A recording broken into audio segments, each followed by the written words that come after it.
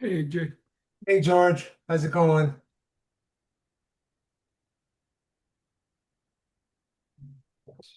I don't think I heard you. Oh, can you hear me now? Nope. I'm not getting any audio. Let me test my audio. Yeah, try now. Can you hear me now? Yep. Okay, great. My thing came up disconnected. Gotcha. All right. So I was just going through Haley's budget draft. Sounds like you gave her some updates earlier today that she. Yeah, I helped her with the debt service, gave her a couple pointers here and there, and Yeah.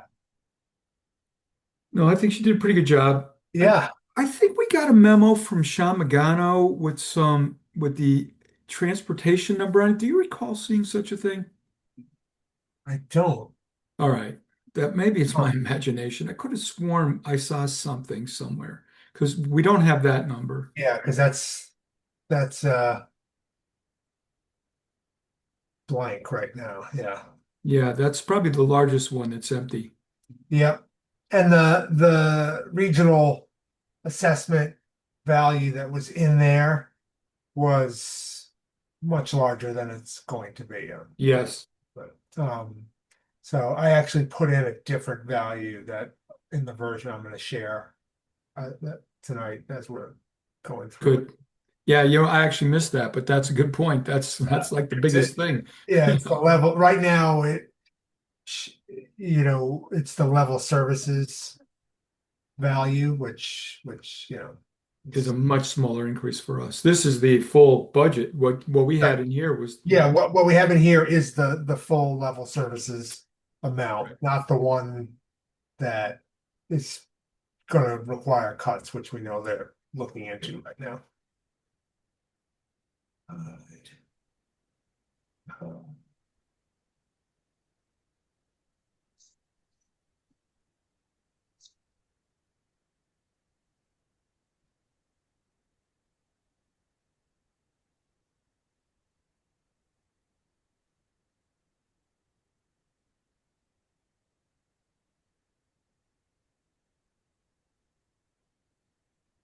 At least we're finally getting some snow. I know that makes you happy. I'm getting tired. I have to say, You skiing every day, huh? pretty much. Yeah. That's I was in, impressive. I'm skiing tomorrow. I was in Montana last week and everybody was complaining about their lack of snow this year. But Ah, That's going to be a real problem too. In the summer, they're going to be bone dry. yeah. And we are going to have a major mud season. I know. Starting next week, I think. Yes, it is. Mm.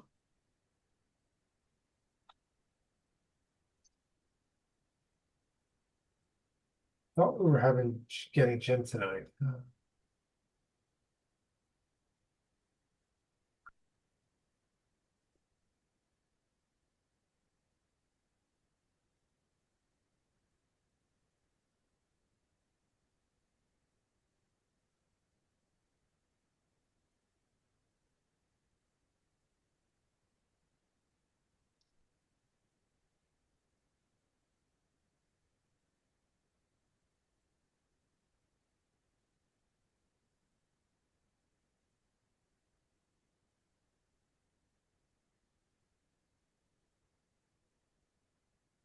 Unless you heard otherwise, I doubt if Jim will be here. He's in Tierra del Fuego.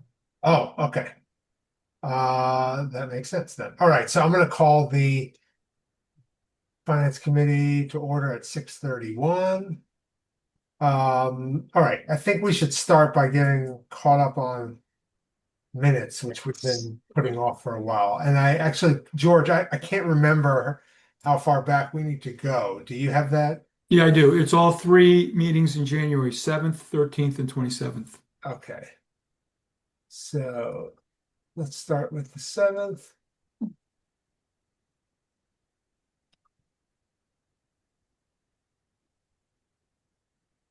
All right, where's my share button?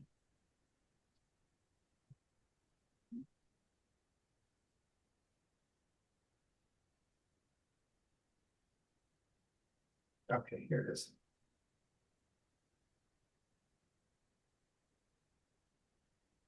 All right. Everybody see that okay? Look bigger. Uh, All right, let's see. Let's visit this. This was Ryan's meeting. All right.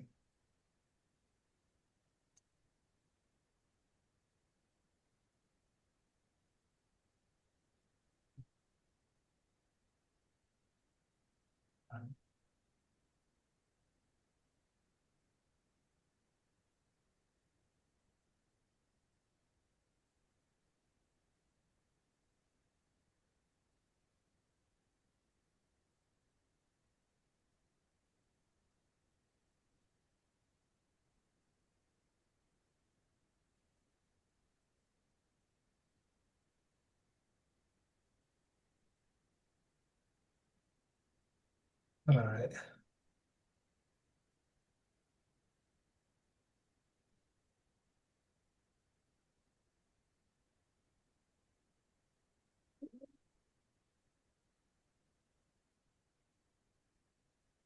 Okay, does anybody have any suggestions, questions for George? No. All right. I'll make a motion to approve the minutes as written. Second, Okay, George? Arnett, sorry. No problem. Cashew, aye. Mosier, aye. Moss abstain. So do I. Stein, aye.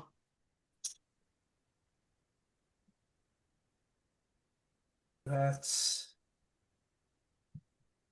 Next one's the 13th. all right. And Actually, once you those get were it the up, December 16th ones. Like, Yeah, actually, now that I'm thinking about this, but you were saying that it's the minutes that we were supposed to review at our January meetings that we haven't done yet, right?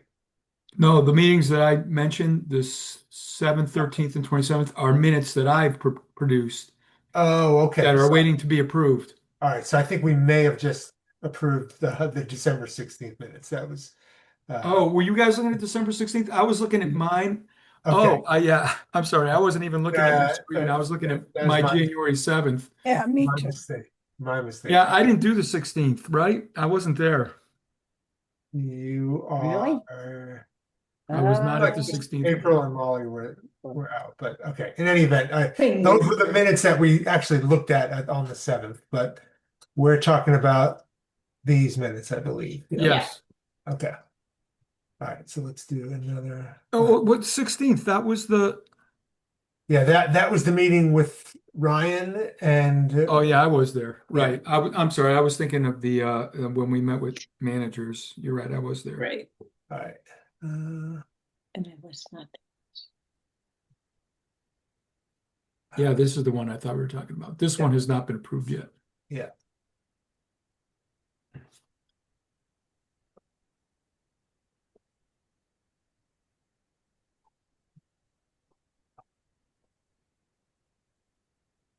All right.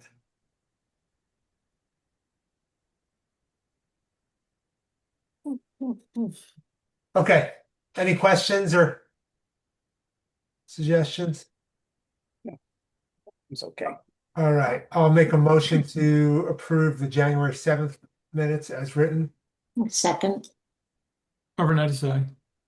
Cashew, aye. Mosier, aye. Moss abstain since I wasn't there. So do I. and Stein, aye. All right, great. So those minutes are approved. So now we can look at the 13th, right? Is that what you Yes, have? that's correct. And I had a couple edits I already made thanks to Susie, so I'd like to walk through those first. Okay, why don't you tell us? So on number 1A, total request is 191. Total initial request was 191. Right, And then if you go down to the end of this section, you'll see the total highway budget increase is now 35,625. So they came in asking for one thing, and when they left, we had Yeah. increased it by even more.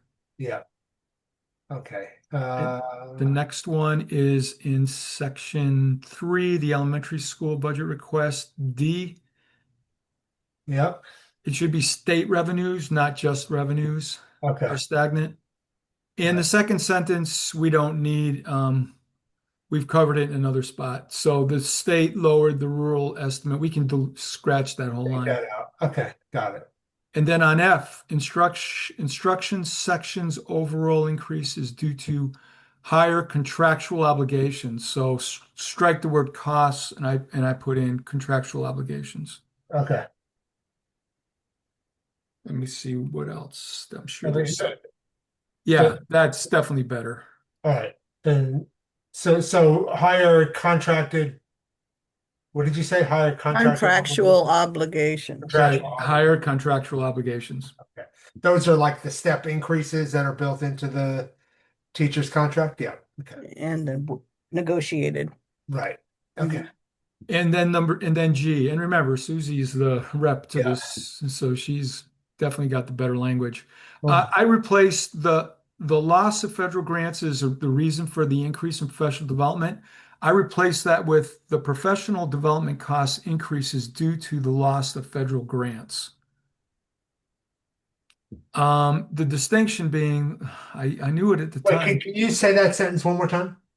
The professional development cost increase is due to the loss of federal grants. Okay. It's the specific reason why this is down, and there's other things that were affected by federal grants, so we didn't want to make it sound like only professional development was affected by it. Okay.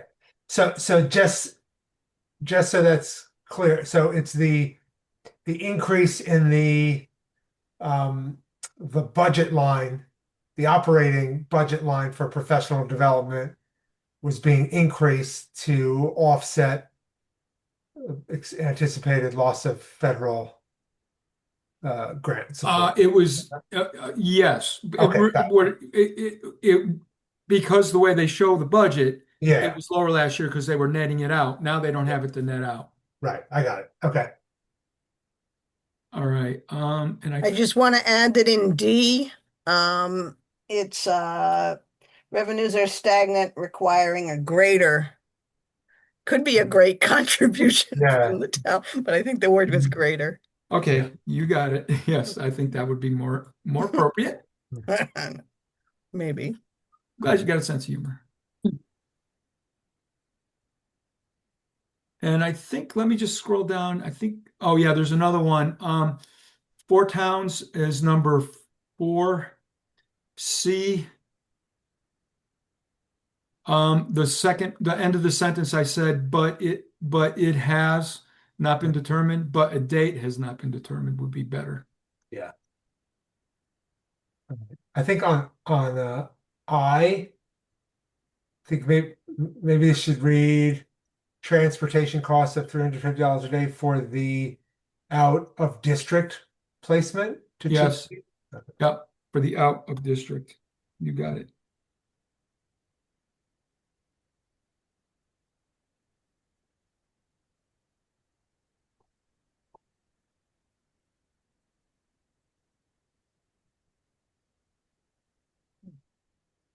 Yeah.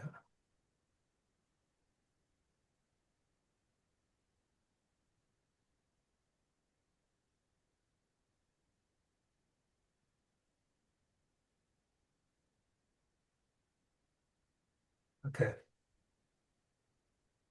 All right. Any other suggestions? That's it. All right. I'll make a motion to approve the minutes from January 13th as amended. Second, Arvin, I Cashew, aye. Mosher, aye. Moss eye. Soito, I. Stein eye. Great. Okay. All right. So next up is The next up is the 27th. 7th, right? Yeah. And Susie also sent me changes on this, so when you're ready, I can go through those. All right. Why don't you go through this first? Yeah. Okay, so number 1, police department in D. two full-time positions, and then later on in varying part-time positions, I changed those to officers. Okay. So it would be clear that it doesn't include the chief. These are just the officers' positions, and that the chief's positions itself would be an additional person, so that the department has actually 5 people, not 4. Right. If it says positions, people might misconstrue it as the whole department. Yeah. Okay. And then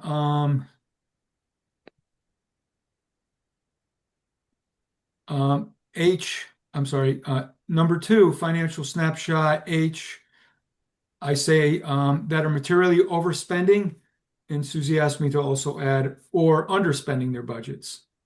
Yeah. So Yes. note to Haley, we'd be interested to know about those too. Okay. Material, of course. And then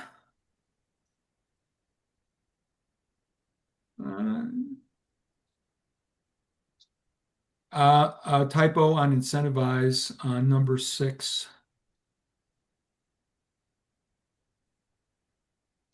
Oops. I misspelled it, so I just corrected the spelling.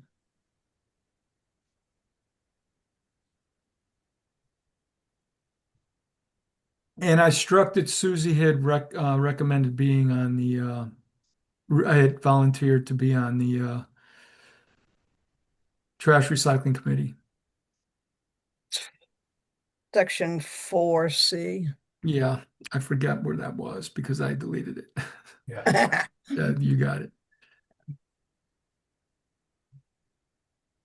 And by the way, I saw Meryl today, and she was asking us to decide if we were going to have somebody today. I told Yeah. her there was a chance we wouldn't, and she was okay with that, but Yeah. she did ask me to bring it up. I've got it on the agenda tonight. Yeah. Okay, good.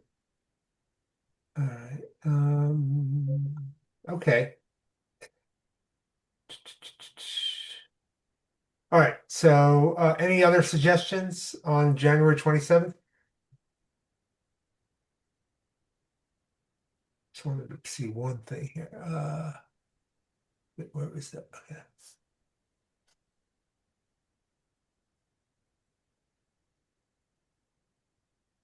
Yeah.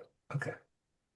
All right. I'll make a motion to approve the minutes from January 27th as amended. I'll second. Arvanitis, aye. Cashew, aye. Mosier, aye. Moss, I. So do I. And Stein, aye. All right. So we are caught up then, right? Is that it? Yep. Great. Yes, we're caught up. Yep, I'm trying to keep up myself right now. All right. So next up, let's see. I think what we want to do next is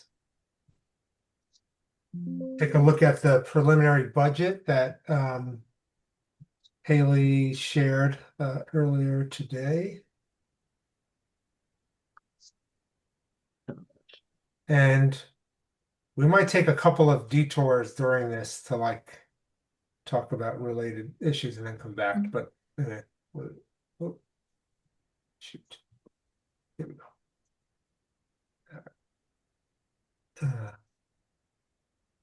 All right, so I know I'm going to need to make this bigger. Let's see.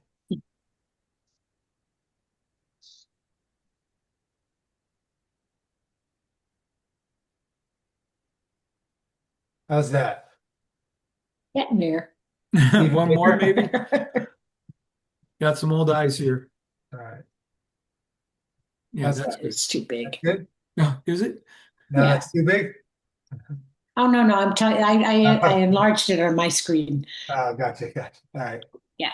So, let's just maybe actually Haley and George, you might want to chime in too. We can just sort of do a big picture overview of kind of what categories of things have been input in here and sort of kind of what was the process for putting this together. So maybe I'll ask a few questions just to clarify that. So We has incorporated the budget proposals from each of the departments that we've met with already or that have submitted budgets to you.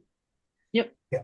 And then in the few cases where during the department heads meeting with the FinCom, we sort of informally agreed upon an adjustment to their initial proposed budget. Do we feel confident that that's been captured in here? So like the Yes. highway being an example? Okay, great. So that's good to know. Then there was a cherry sheet estimate produced, I think, at the end of January. That looks like it's in here. I double checked that. So all like the chapter 70 initial estimate is in here at a whopping 1.11% increase. And all of the other items that we would see on the cherry sheet are in here. Okay. Let's think. Are there any other, and then a bunch of things that we at least have tentatively talked about reintroducing into the budget, like the OPEB 50K contribution, those kinds of things are in here. Okay. And let's see. And then in terms of COLA, I see that you have a COLA increase in here. Can you tell us a little bit about where that's coming from? Is that Yes. Okay. So I met with George in April today, and they showed me a really nice spreadsheet that tracks all of our COLAs and what the formula is that the town uses, that between like 1% and 4% of an Oh. increase. So based on December's numbers, Mhm. January's aren't out yet, we factored a COLA rate of 2.41. So Okay. what I just did across the board is to add 2.41. There are some positions that I just want to double check on the salary alignment year 2 numbers. Mhm. Right. So it could change slightly up, but Mhm. but at least there's the COLA part is calculated. COLA And parts. then George did help me with the debt, and I got the new growth factor from Jay, our accountant, and then today Gail gave me FY25 and FY26 estimates. So that's where I got like the local receipt numbers from. Okay, great. So all of these values have actually been updated with from Gail's numbers. Okay, that's great. Mm. So we have a handful of positions, usually at the department head level, that are not where we don't apply COLA updates because there are negotiated contracts that have increases. Have those contract amounts for FY27, have those been input here? So I Yes, think, except for Okay. mine, because Okay. I have to negotiate that. But Devon's is in there, and then Lenny and Dave, they follow the same COLA pattern as the rest of the staff. Okay, terrific. Okay. All right. Well, that's a lot. So I think this is a great sort of starting draft to look at because I think a lot of the updates have been made. That's great. Okay, so let's should we do kind of a walkthrough on revenue, or do we want to go right to the expense Well, budget? Yeah. Probably I want to was just start with look- expenses and make sure we get expenses straightened out, and then we can Yeah. go to revenue. The Okay. revenue sheet, I don't think is going to need a lot of work. We're just going to need to adjust for the deficit once we figure out what that is. Yeah. Actually, Haley, do you know Mhm. when the final cherry sheet values, when do those get issued? Do we know? It's a good question. I'm not sure, but I'll look it Okay. up. So what I read was the governors, of course, came out, and that's what we're using right now. The House is due to come out, I think in Mid-April. yeah, one's April, and then the Senate is May. Okay. I think it's something like that. I think it is a couple months before we're going to get new numbers. Okay, so Yes. what we have in here right now is very likely going to be what we will have in our budget at town meeting, it sounds like. Maybe there'll be an update, but okay. All right, and then If I may just say one thing about that. Yeah, please. History has shown the governor's Chapter 70 tends to be the lowest yeah, of all. So for us to go with that to town meeting is probably being conservative and is probably Right. wise. okay, that's good. All right, so why don't we kind of go through this now? So under general government, looks like mostly what we've got here are COLA increases. Can we bring it so that it's not so wide? Like, we don't really need to look at FY 23, 24. Sure. Can you? How far back do we want to look at? Just About 26? 25, Yeah, The that's good. actual If you hide 25, those. maybe. yeah. Yeah. Yeah. And budget 26. Yeah, that's Okay. Oh, much better. Is that better? Okay. And in terms of size, are we okay with this or? Yeah. yes. Okay.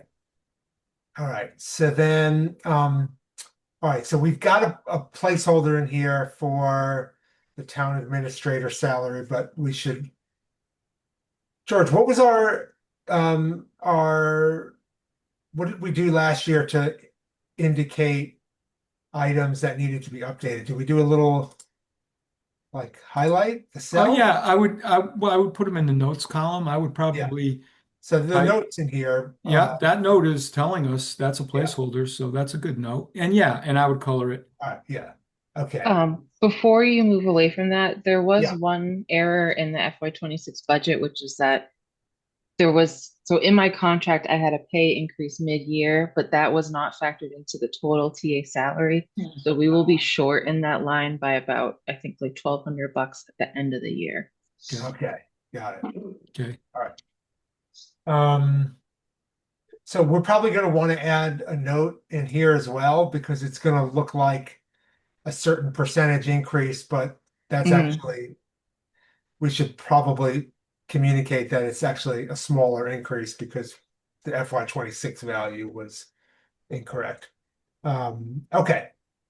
And then we have an increase in the administrator expenses to include the cost of the MMA conference. Is that the total? Is all of this $2,100 the MMA?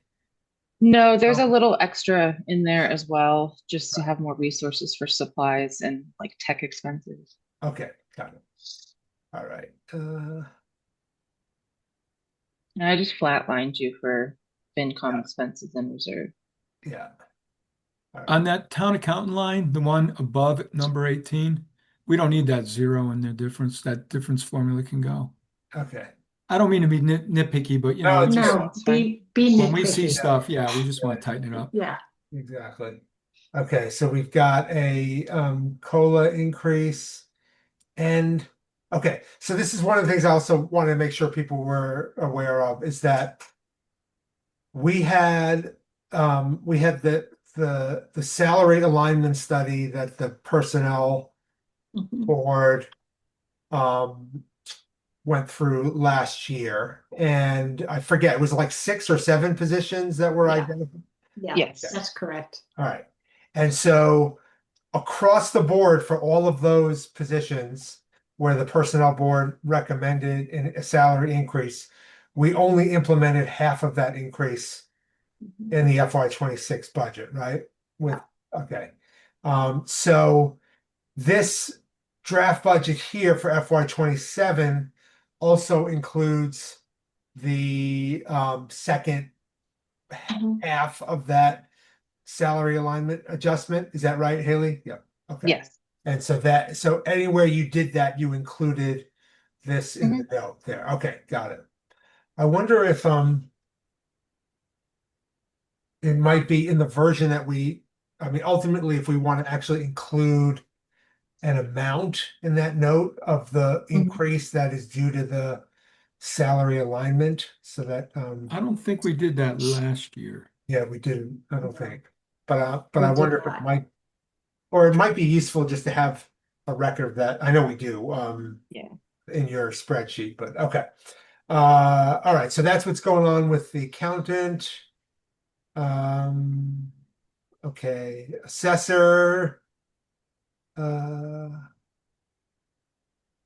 right.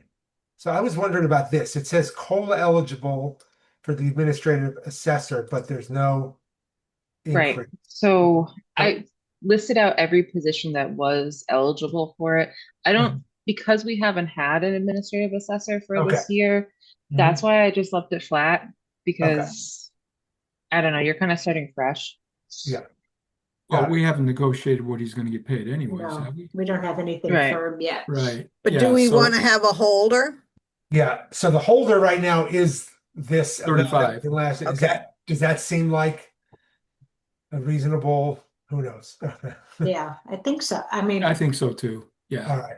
All And right. maybe 36. I don't know. I think at Yeah. this point, any difference is not going to be material enough. Okay, got it. I wonder if we should strike the COLA eligible since, like the note here, because since there Mhm. isn't a person. I would agree with that. Yeah.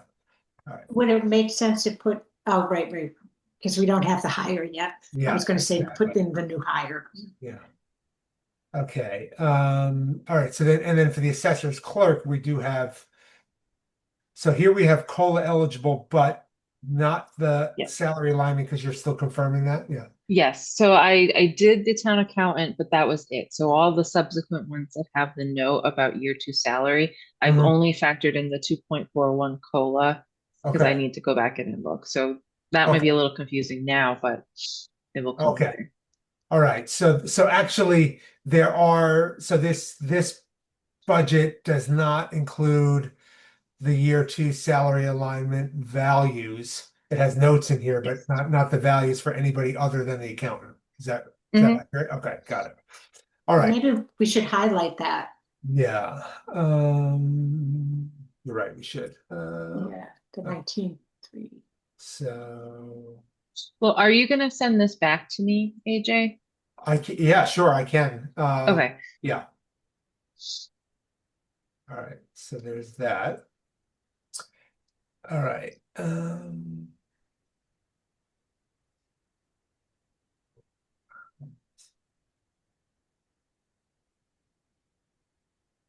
Okay.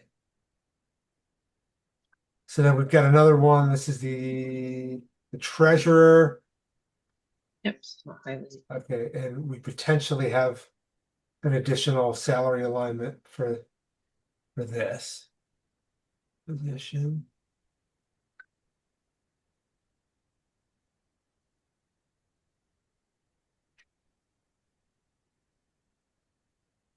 Can I ask you guys, not to get off track here, but I just thinking about this, and I can't remember if maybe if any of the personnel committee members have a memory of whether the treasurer was one of those positions in the salary alignment.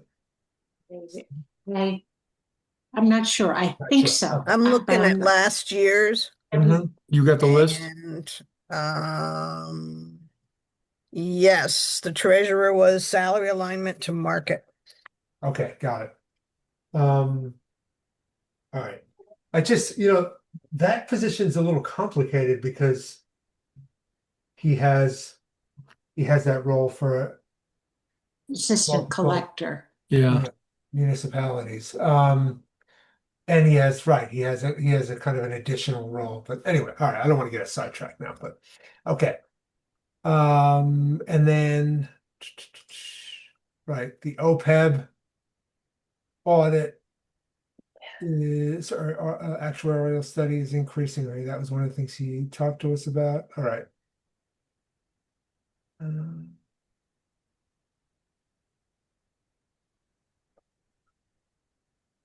On row 63, we're missing the difference percentage formula.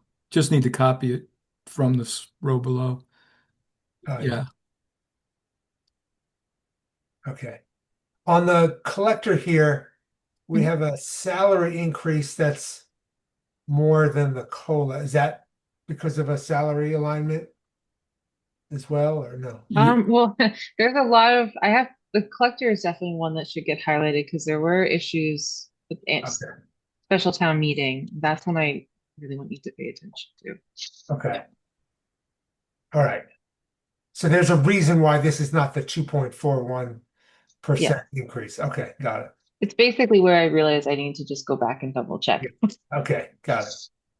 But Haley, that FY26 column is after special town meeting, right? Yeah, but I just, for the second half of the study, I just want to be double sure of what the math was in the spreadsheet. Okay. All right. So anyway, that's flagged. We'll come back to it. 25,490. All right. Yeah. Let's now go to town clerk. All right. And then assistant town clerk. That increases Also alignment. also alignment. Okay, got it. All right, so I'm gonna flag that. I'm also gonna add. Okay, so I want to add that note about the salary alignment both to the collector and the assistant.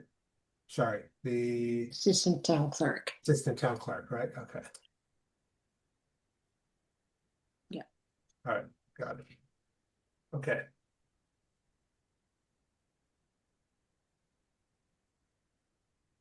All right, this is just a lot of COLA stuff.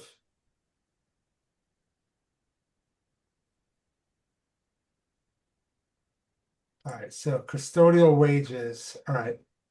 So let's talk about this for a second. So you've got COLA increase. We have a salary alignment. And then we have to factor in 4 additional hours That's for for the role. That's for the Yeah. library. Yeah. Okay. Yeah. All right. So I don't have him down as a salary alignment person. He was. Oh, yes, I do. Here it is. Sorry. There it is. okay. All right. So Yeah. that's 7.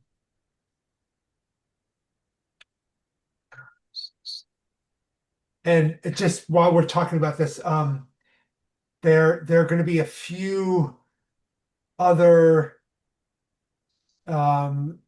expense increases that are going to be coming from the new library building, right? That haven't been shared with you yet, that we sort of talked about in our meeting with Marianne.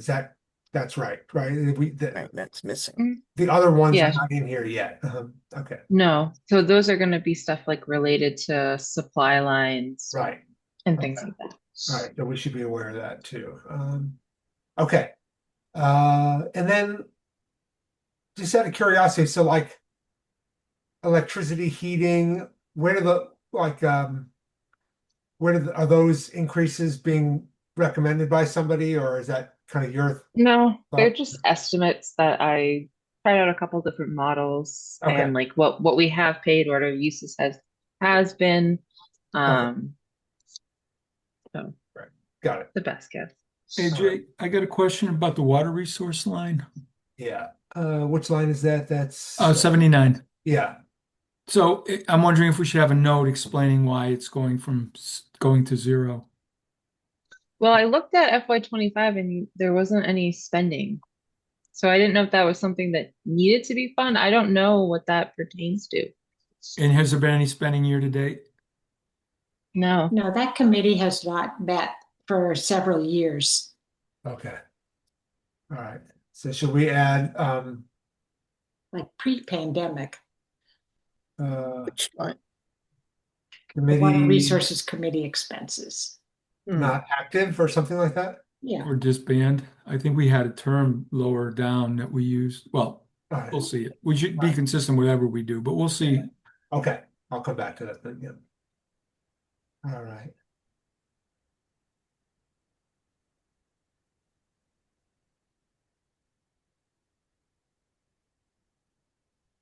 All right, and then all of these, we've just got sort of Mhm. blanket Just to- 2% increases on them. Yeah. Okay. Yeah, so not line 100, the ADA committee, should that delete line committee disband on the farm and forestry committee Farm and disbanded? forestry, you definitely want to delete because that was disbanded. I don't currently know of anyone except for the town administrator who's on the ADA committee. And since we have a grant taking care of the assessment, I didn't feel like we needed to fund that line this year. I think we could use it elsewhere. Yeah, and that's fine. The first thing I'll say is we can't delete it because we had numbers in budgets in previous years. We Oh, can't delete gotcha. lines until they go to zero across the years. Mhm.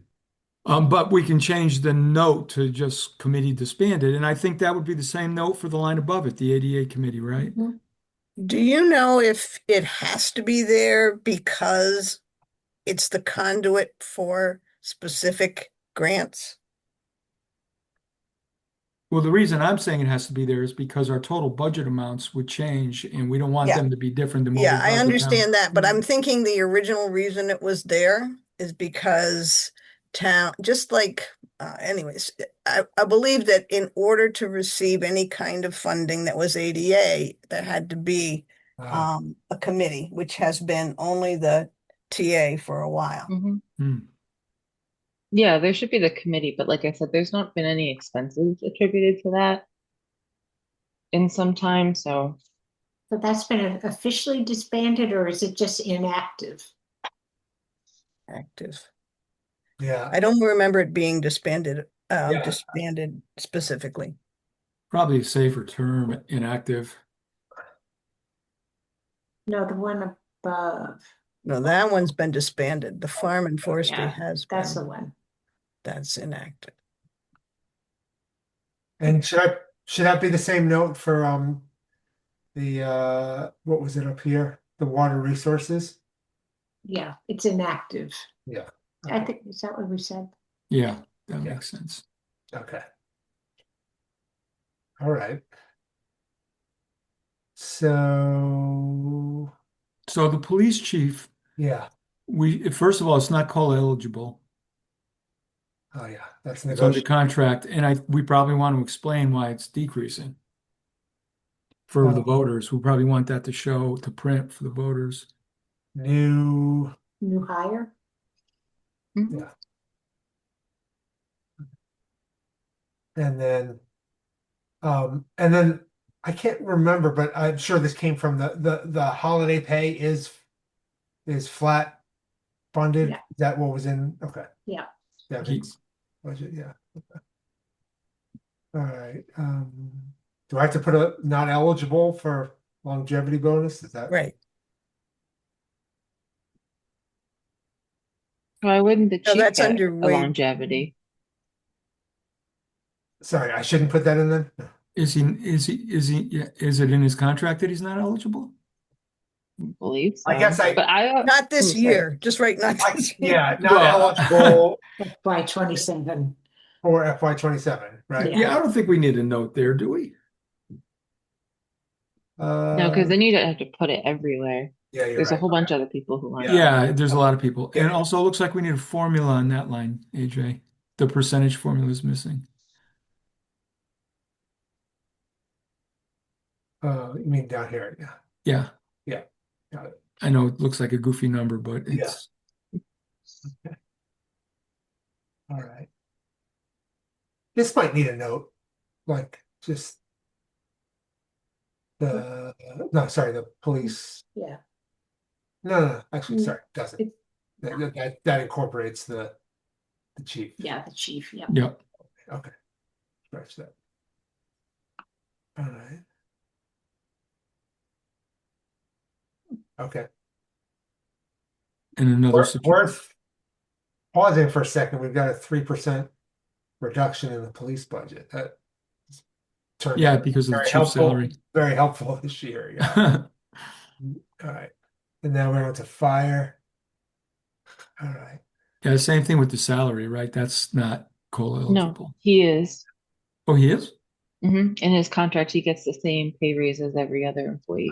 So he'll get a 2.14, or yeah, 2.41. So I have a vague memory that the that we'd made a few changes or suggested some in our meeting with Lenny, right? Do those get incorporated in here as well? Yeah. These numbers aren't the numbers from our conversation with him, so I wondered if somebody sat down and negotiated with him or something. Okay. Which numbers are? I'm finding it. That is number. And I know the salary is COLA eligible based on the contract, but it's still a contract position. I wonder if we even need the term COLA eligible for anybody, really. I mean, it was helpful just when I was doing the spreadsheet, so I Yeah. didn't forget. Yeah, I get that. Yeah, I get that. But I could, clean it up. Haley, I'm thinking in terms of what we're going to present to the town. Mm, You're right. I mean, I can appreciate that you'd like to do that, but for me, this is just me editorializing. We don't want to put too many notes on here. We just want to put notes on things where we think people are going to Yeah. ask questions. Let's keep them for now just for development, and then we'll pull those. Yeah. the Okay. Yeah. Yeah. That's just me complaining. All right. So on the proposals that are in front of us, that's different than what we sat with him. So he had like the training and call wages. He had them at 30,000 for training and 25 for call wages. So was there a discussion to change this? I think Well, there was a discussion in our meeting with him, and I yeah. Yeah, think that's so. not, Is but that not? those aren't, well, that's Those not aren't what the I have numbers. in my notes for the changes. Well, All what right. about what's on the website? So And there is an error in one of them. The maintenance is, the maintenance is 1,800, I mean 18,000. So not 18,800. Okay. So I wonder if we need to pull the minutes from our meeting with Lenny and just review these and make sure we've got, because I do have a memory that we kind of informally agreed on some adjustments from Okay, what I'm looking at those minutes. yeah. Yeah, if you look at what he has on the website, what we have in our Google Drive, the Yeah. 8,100, the 18,000, the 18,800, those are all correct. Training 27,000 and call wages 21,000. I mean, we are updating this with whatever agreements we come up with. Is that correct? Yeah.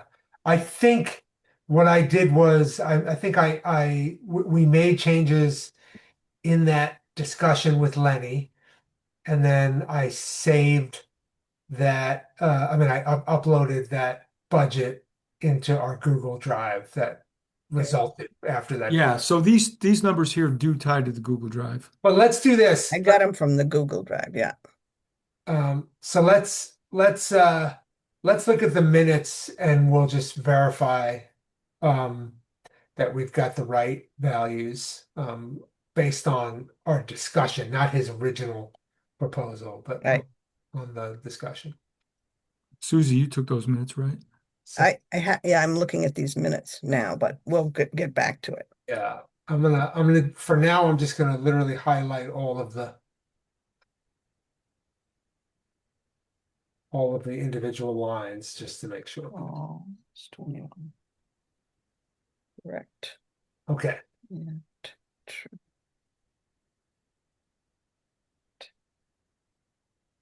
27.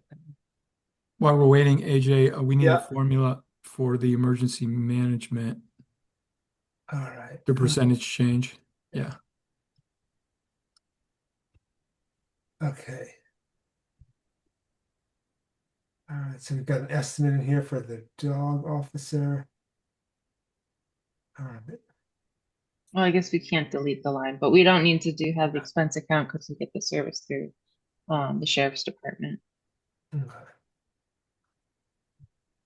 And I did confirm with Dave that we can leave the tree warden expense flat. Okay, And I also confirmed with him, because I talked to him today, I also confirmed with him that the snow removal wages can be increased by eligibility, by the COLA. And I guess you probably had the same conversation, huh, Haley? Yeah, and AJ, I'm gonna forward you the email that Lenny sent to me because okay, what he gave me as his revised budget are those numbers in the spreadsheet. okay, So if those don't match the minutes, I'll have yeah, to change it. But that's what's on the Google Drive. Yes. Yeah. okay, Yeah. yeah, Yeah, they do. I have the minutes. They do match the minutes. okay, great. And oh, I know. There was just no bottom line. So then I didn't have a bottom line, but now I do. Okay, got it. So all of these lines, we're confident that these reflect what we discussed with Lenny then based on Yeah. those minutes? Okay, great. So I'm gonna unhighlight them. Okay. And then okay. So The constable is eligible for COLA. is that right? Where she received it last year. Yeah, it looks like it, 192 to 196. Okay. And then Yeah, it goes up every. yeah. Okay. Oh. Is that a person who works in our town? It's not. Yeah, It's it is. one person. Oh yeah, then it's definitely. Yeah. And in that dog officer section, oh, it's an estimate but we had to switch. And so what's the story on that? So that's just an estimate for the contract increase with the sheriff's department for next year. Sheriff's Department, okay. So I should probably highlight that, right? Because that's gonna need to be updated at some point. Okay. All right. So I added the COLA increase for the constable. All right. And then we're on to education. Okay, so this reflects the budget. Susie, has the school They're committee? meeting on vote? Thursday to vote. Okay. And as far as we know, they're voting on this Yep. version of the budget that matches this. Yep. Great. Okay. All right. So big change to what you sent around, Haley. Is Mhm. I think you had in here the $1,950,652, which was the level services Mhm. budget, which is what we had been talking about before the Four Towns meeting. Coming out of the Four Towns meeting, it sounds like they are looking to fund a budget at the $2 million cut level, I believe. Okay. But so I actually replaced this value with the number that was in their sort of their last regional school committee meeting where they talked about their budget sort of planning for the rest, Mhm. to get and the one version of the budget was the one that included $2 million cuts, and so this is where Okay. I pulled that amount from. So that's definitely going to help. But we should keep in mind, I'm going to highlight it because obviously that hasn't been finalized, and it wouldn't be a shock if they come back and say, the $2 million of cuts is not going to be doable, and they end up finding, proposing a budget that's higher. So, but anyway, in any event, that's what's in here right now. Okay, so there is a placeholder. Sorry, there is not a placeholder, but we're still waiting on the value for elementary transportation. So that's a big number. It's going to be, 80, thousand plus. So we should keep that in mind when we're looking at the We final. might want to put a placeholder in there now, right? Just so we can Should we calculate. put our in last deficit. year's? Yes, I'd increase it by 3%. It's going to increase. It always does. All right, yeah. And I thought I saw we got something. I could have sworn I see something from Sean in an email, but I must not have because I looked and I couldn't find it. Okay.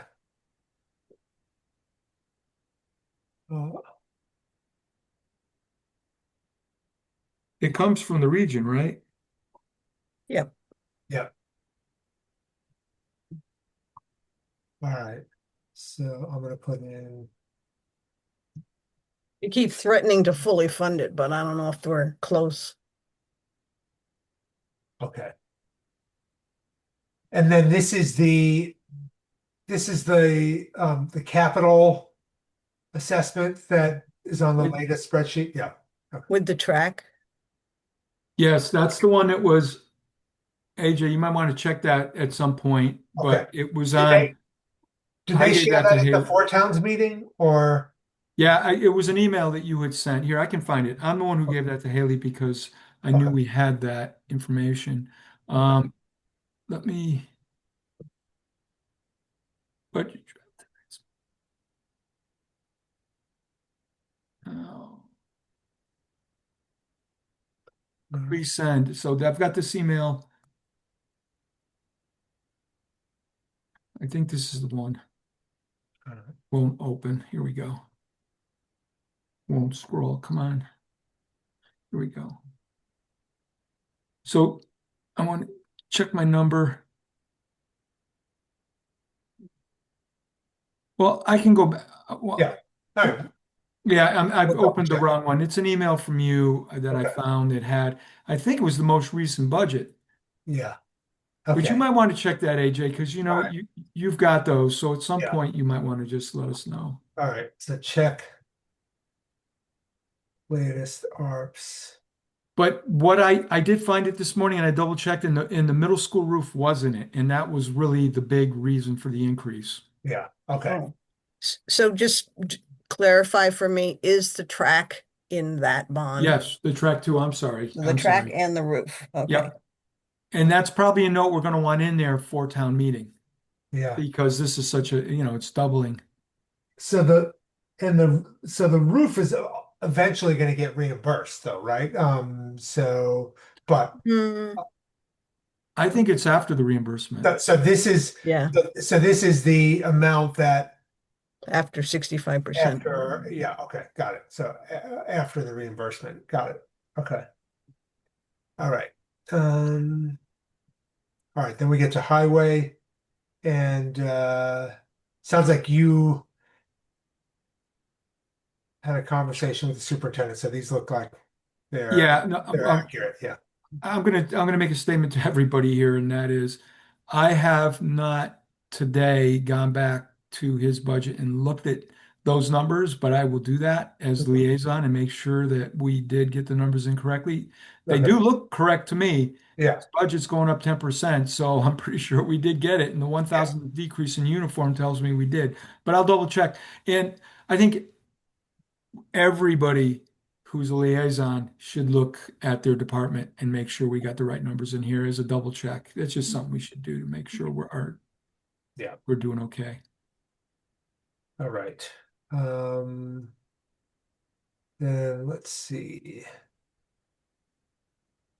All right, and so we've got the snow wages in here. Yep, and like I said earlier, he confirmed that Okay. COLA is good. All right. Oh, is this snow material then? Sorry. Just takes, Yeah, we had that. yeah, that was- 60, right, okay. Right. That's in the minutes. Yeah. Okay. All right.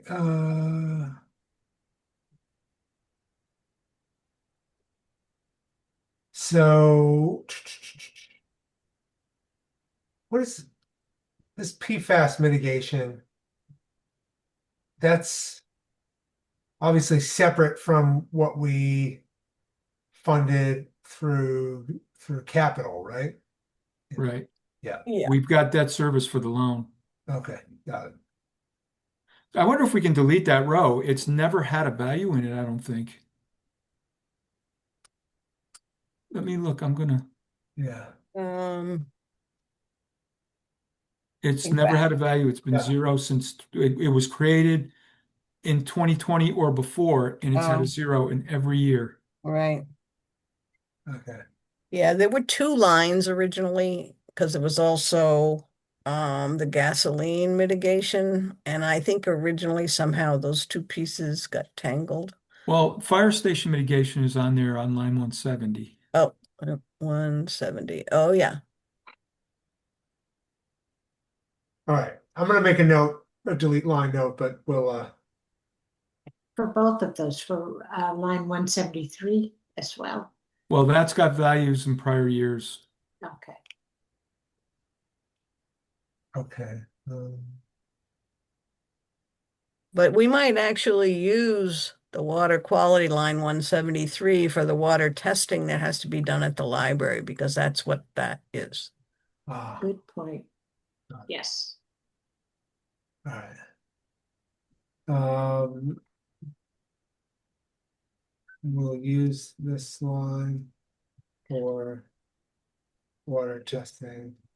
That Didn't Marianne give us a number for that? Yeah, if we're going to need it, we might want a budget. Yeah. So I Yeah. think that's in the minutes. That's in, where is Yeah, that? I think it was $5,000, but I can double check. Yeah. That sounds right. like, budget.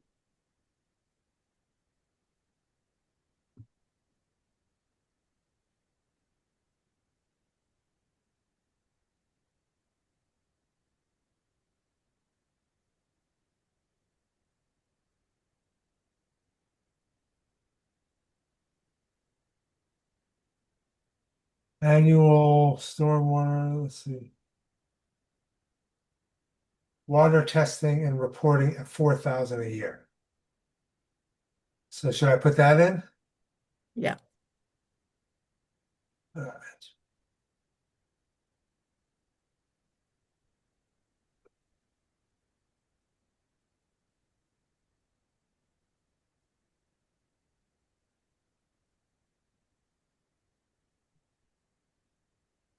Water testing and reporting. I'm gonna put, okay.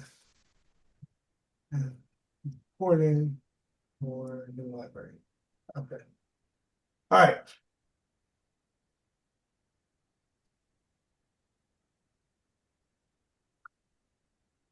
All right. So, Susie, do you want to do a little summary of this county health district? I saw your email about it.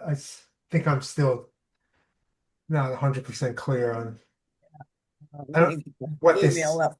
So what- first of all, we used to have something called the Eastern County Health something district. district. And then that person, there was Charlie Kanicki, and then next was Claudia, whatever, and she went on to some bigger job. So they haven't had somebody, and they engaged some services through the Valley Health Collaborative in Greenfield, Mhm.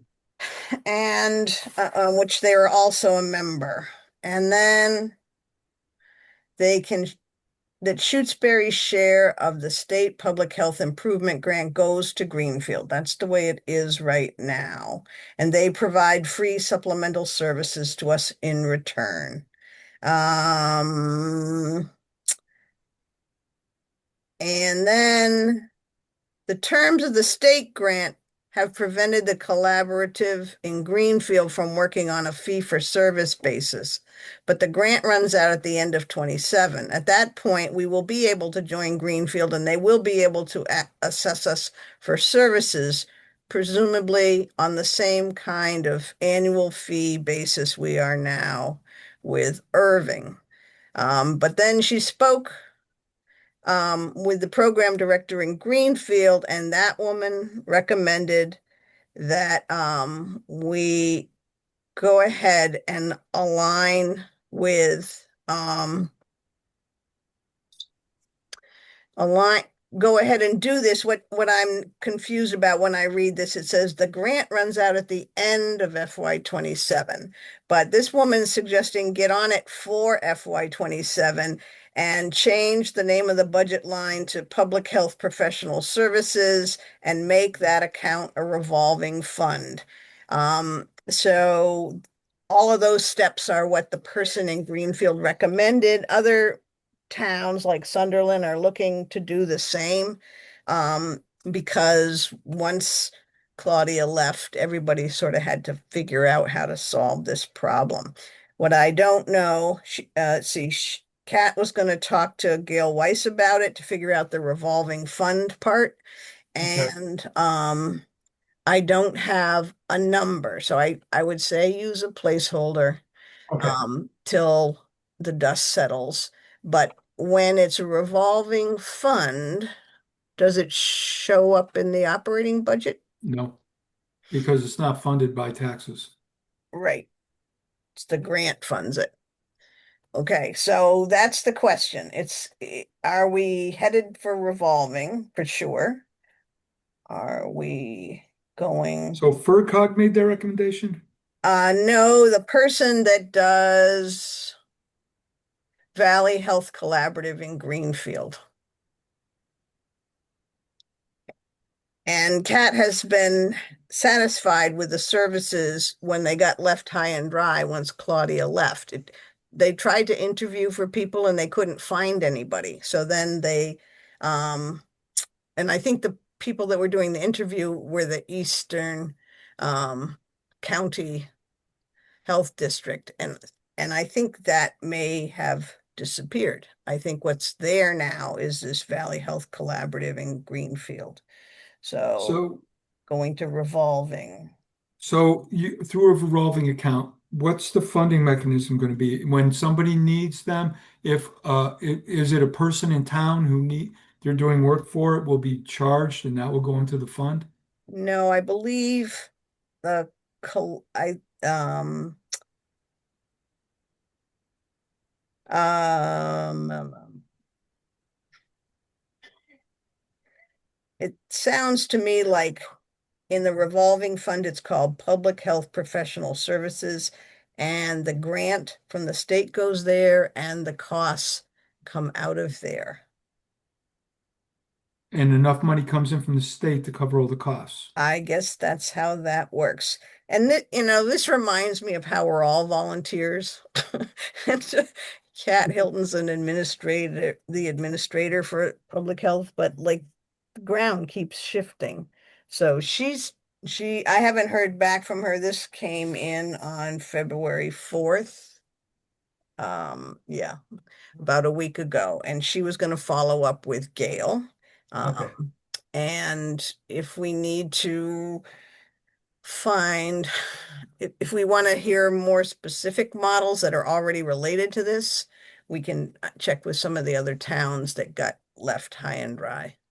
Well, what I think if we know that there's a revenue source outside of the tax bill, a tax rate, tax levy, and we know it's sustainable and will always cover the costs, Right. revolving Sounds fund good. is the way to go. I think it's Yeah, so actually it could be that that makes me simple. curious if there was a revenue line somewhere in our budget, maybe under fees or something, that the grant money used to come in. I don't- Yeah, Gail would Right. know that.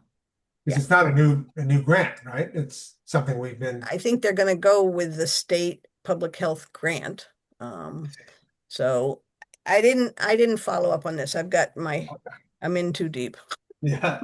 So I was waiting for Kat to find out what the model looks like. And I did tell her, it's helpful to have a steady service and a model that works. And we need to know a number to put in our budget or hear how the revolving fund will work. That's what I told her, but I did Yeah. not do that work myself. All right. What if I just put in 32,000 as a placeholder right now. Yeah, it's potential pickup if it goes well, but we Yeah. should have something, right? Yeah, just, Well, and it would have, I mean, somehow the grant money came to us. So yeah, it doesn't necessarily change our economic picture if it was coming in Well, through. I would bet that it's in free cash. If it came to us and we weren't, there's no real place to, yeah, I don't see anything on the revenue page that would, yeah, it's not a consistent regular thing. And Right. and the other thing I would say is if we do decide to not fund this line because yeah, that Right. grant's coming in, I just want to make sure that grant is going to be, I won't say in perpetuity, but is going to be sustained over a number of years. Because the last thing we want to do is take a number out of our budget and have to put it back in right. Yeah, at this but level. if your partner is the state, good luck. Mhm. Not trustworthy. Right. They're a terrible I damn mean, partner. Not, if it's a longer explanation, don't bother now, but does anybody have like just a sort of general idea of like what kinds of services are funded through this line? Like what? They do the Oh, septic reviews. I see. The Got it. plans are submitted and they are the ones, and I don't know what else, but I Okay. just Got know it. that All part. right, that's great. Okay. All right, They we'll probably do the nurse too. okay. So we'll leave this in as a placeholder. Potential new model placeholder for now. Okay. All right. Then we've got the library and other culture and Well, I recreation. would go up to 188. Again, Okay. 187. I'm 188. I'm just being picky. But it Yep. looks like the formatting on line 187 isn't consistent with the others, the number formatting. I mean, is it a big deal? No, but I just, In what way is it not consistent? well, there's no spaces after the values. It's a Oh yeah, different format. yeah, you're You can right. just copy the formats from the line. I mean, it's okay. I mean, Yeah, that's just me. yeah. But it's all the people that read it too. Well, I would just copy paste special from the Yeah. line above it or below it. All right. That way you don't have to try to figure out what the format is. You can just use the formats that are Yeah. already there. Okay. Minor thing. Yep. I- No problems. All right. So now we're in culture. Okay. All right. And then here's the debt service. Okay. And so so we've got the library principal here. This is what Ryan gave us, right? Based Yes. on his recommendation of a 10-year Yes. term. Okay. This is the PFAS loan. Okay. He also gave us that. Okay. Well, actually, he gave us all those numbers. Yeah. Everything in there, everything that adds up to the 239, 231 came from Came from Ryan, him. except for the 10,000 for the WPAT septic, Okay. which came from the accountant last year who told us that in the previous years we were using numbers that were too high. Mhm. I forget what we were using, 25,000 or something. She said, just use 10. It's never more than 10. So I Okay. think we're safe just leaving it the same. Okay. Got it. So I have a question on the PFAS loan. That's the one that the town voted at a couple of town meetings. Do we know what is the balance in our PFAS funds in terms of the costs we're trying to meet? And it doesn't change here, but it might mean that we have to prepare to, we've talked about whether we have a operating line for PFAS or we just do it out of cash reserves. But this fixed amount only covers a fixed debt. And we don't know if we're matching those. Yeah, so it's on the accounting report that Gail publishes. Okay. I'm on it, but I don't know how to do it. So let me look. I have it PFAS. up. Which line are you looking for? Yeah, PFAS contamination. I think it's on page, you can tell me if I got it right, page 12 of 16. It's at the bottom Yeah. of the page. 146,000, is that what you see? Yep, 146,219 Is what we've spent or have left. That's a is what fund. that's our ending balance. And we allocated $198,446. So we've only spent 52,000. So you So can we roll know, And that. this is because it's moved to only twice a year testing and it's slowed down. Mhm. It ebbs and kind of flows also based on like water table activity in terms of who's getting pinged more for testing. So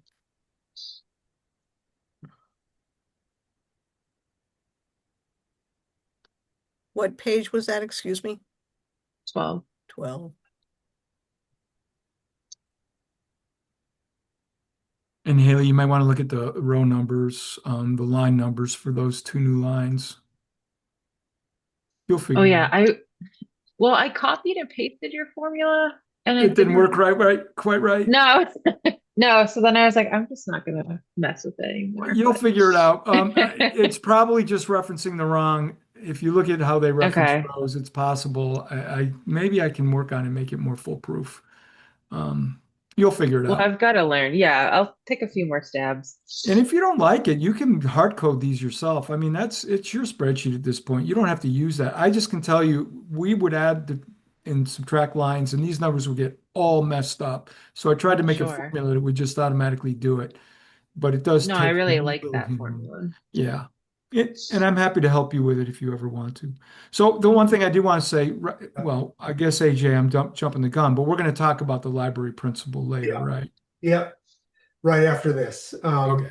So, but I guess what's important for people to know right now is that two items here, the principal payment of $117,300 and then the interest.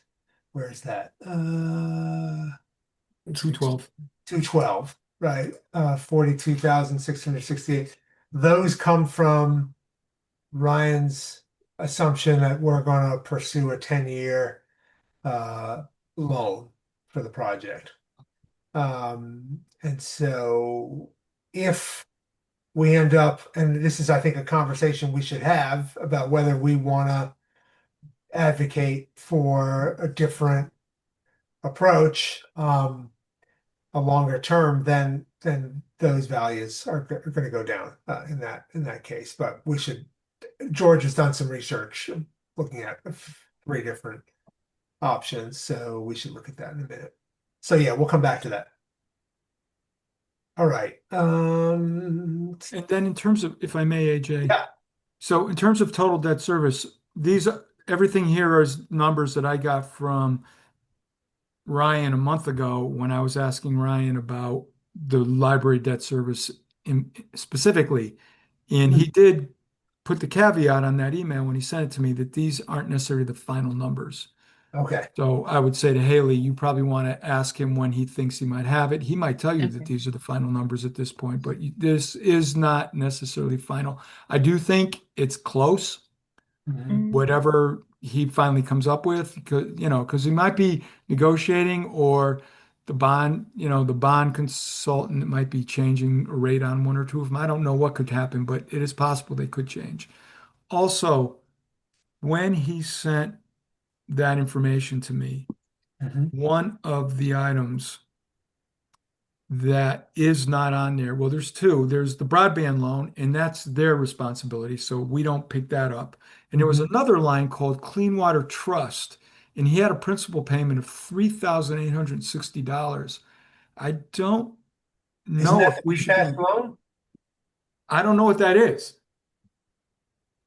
Because It- somebody mentioned, I think Susie mentioned, we never, Clean Water Trust turned us Never down. It came never gave through. us. Nope, did not come through. So I don't know why he has a number for them. So I think that needs to be researched, or he needs to be asked about that.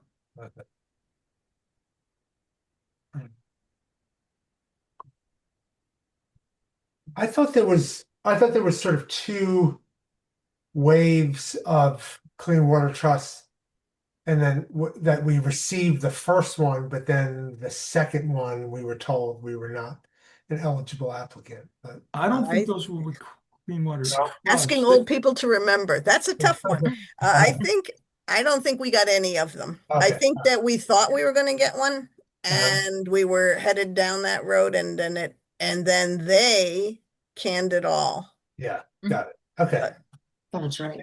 I see Haley nodding, so that sounds like the right explanation. Okay. So All right. I just want to reiterate, we want to make sure that if that's supposed to be in here, if that's real and it needs to be funded by the tax rate, we need to know that and add it. Yeah. So, Haley, can you have a conversation with Ryan about that? No. Yep. Okay. Great. All right. So then under the miscellaneous, we have, sounds like Ryan gave us this retirement number. I also have to check with him about insurance and so Okay, on. yeah. So this was his recommendation on health insurance. We've got the OPEB contribution. And then okay.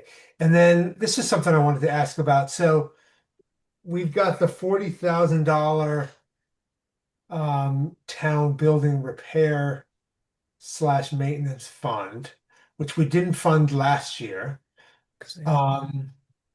What's the balance? So I think I thought it'd be helpful for us to get an update on what's happening with this fund and if it's what, because we haven't had a conversation with the building committee in a while about this. And so at some point before we finalize our budget, I think we want to have a conversation just to see, is this the right funding level? Maybe get a little bit of a report on what we've been spending out of this fund, and kind of what's on the table for FY27. Yeah. All right. So maybe I'll reach out to the, I forget, what is it? What's the building? Frank, Frank, yeah. I'll reach out to him and see if he can join us for our Right. next meeting. So on page 12, Mhm. there is a line called building renovations, Okay. and there was 68,686 in it, and they've spent 1,005, Right. 1,757. So they've only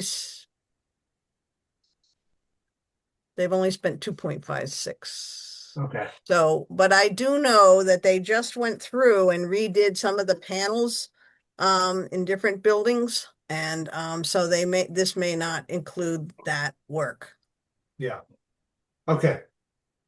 All right. I'll have a conversation with Frank and see if he's available to meet with us, and if not, at least get some of this information from him. Yeah.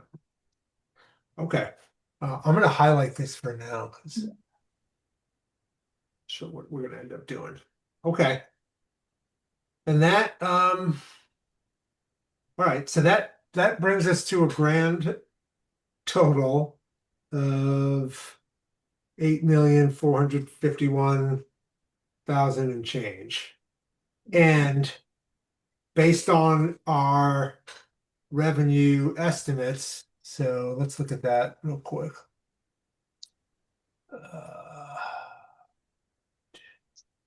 Just one thing about the expense page that we didn't mention, or maybe I missed it.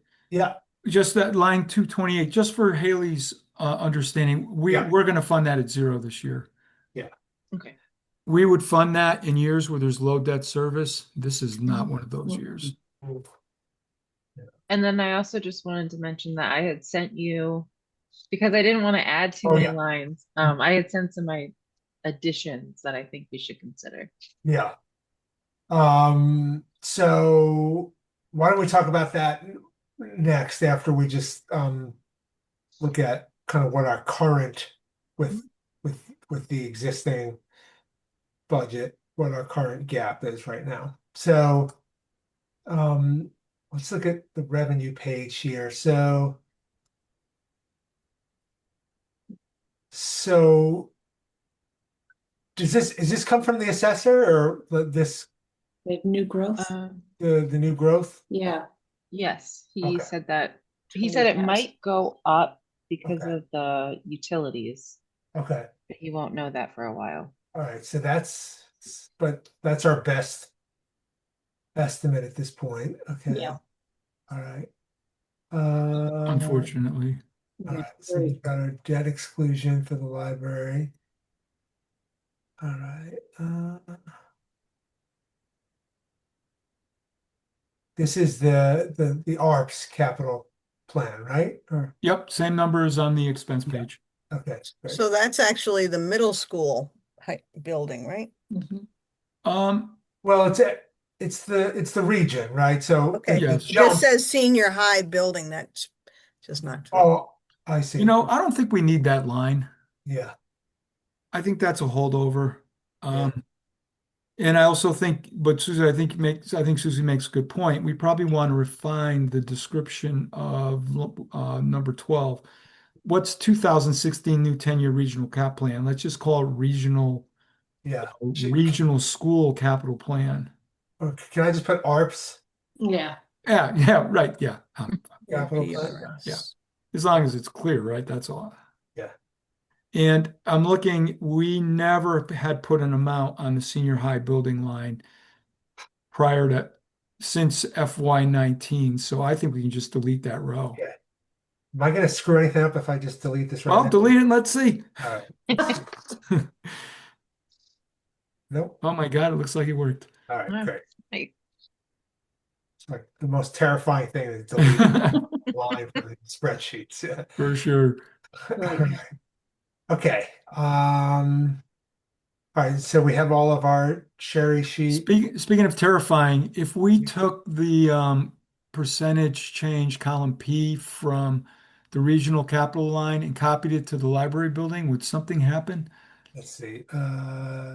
You know what I'm saying? Because we don't have a percentage increase there. And also, it looks like the FY 27 to 26 change is not working. Probably, there you go. Yeah, there you go. All right.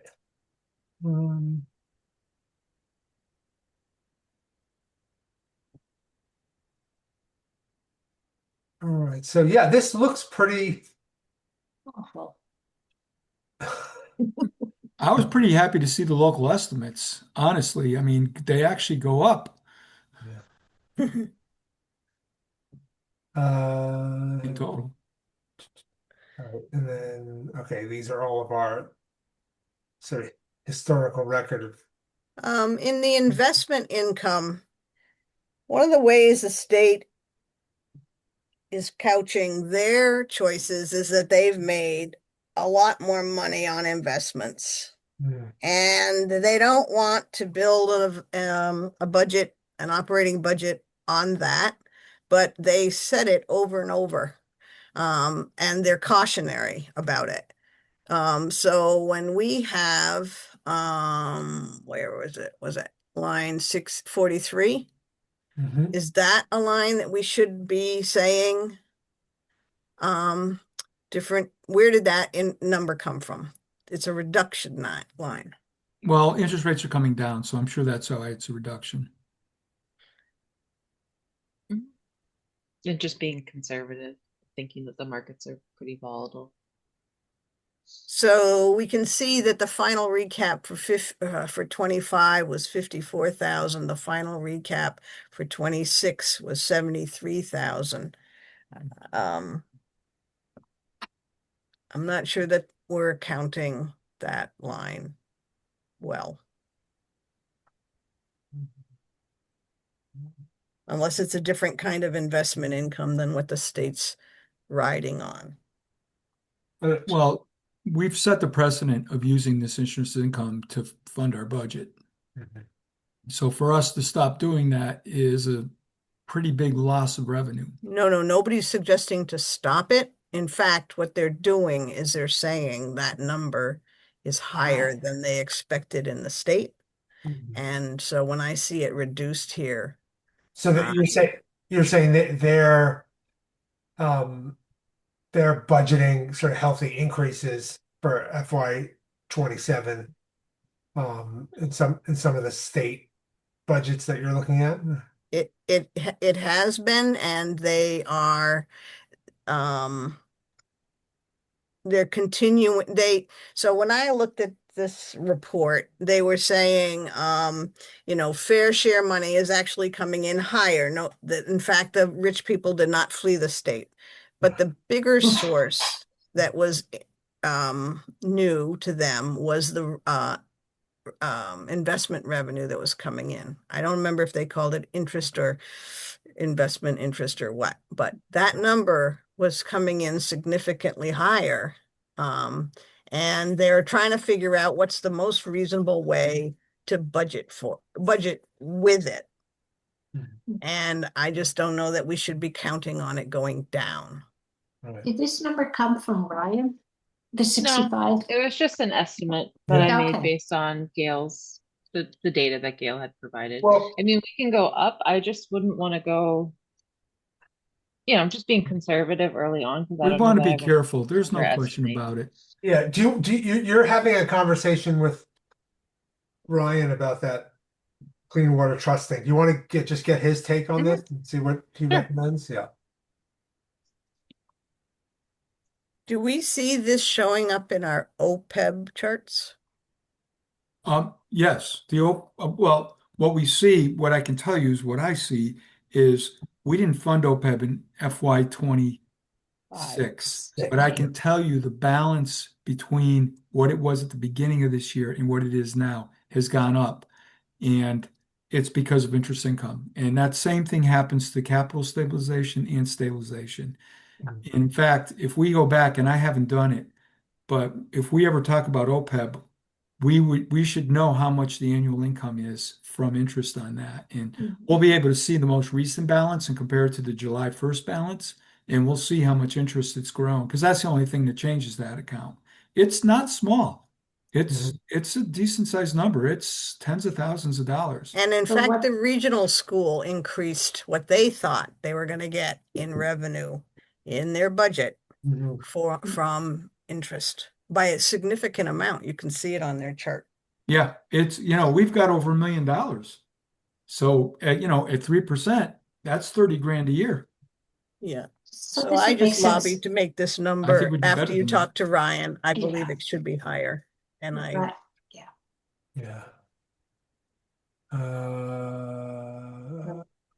Yeah, I mean, like, I can tell you from the region, in FY 26, they had budgeted $100,000 of interest revenue. And for FY 27, they're budgeting 380,000. So a huge jump, actually. And she said that their advisors told them it could be higher than that, but they were satisfied Okay. at that jump Okay. of 300,000.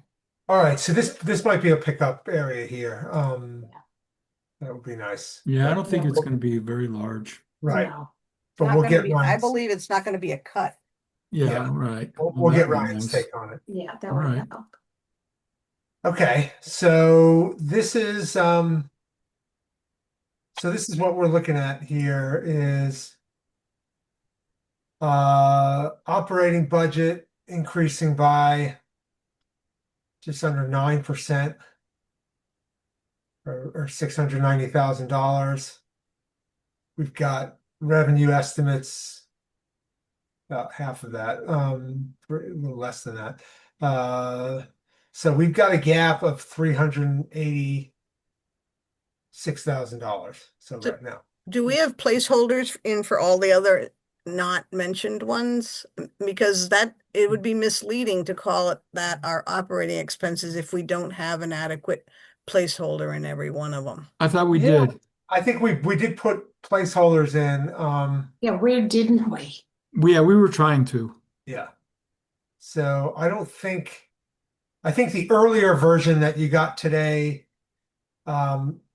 did not include some placeholders. But I think as we were just going through it, I think we did add them. Right, the big ones we did were the transportation for the school, elementary school got it. and the county, the health county. Well, those are the big ones. Yeah. Yeah, so, And we've got a COLA in there, mhm, Mhm. so we've accounted for that. So I think this is pretty accurate for a first draft. yeah, definitely. Um, but the bad news is we got a really significant gap here that, Yeah. So and now, yeah, I was just gonna say, AJ, if we can make that number go to zero by decreasing the excess levy capacity by that amount, and mhm, then we can see what the impact would be on a single family taxpayer.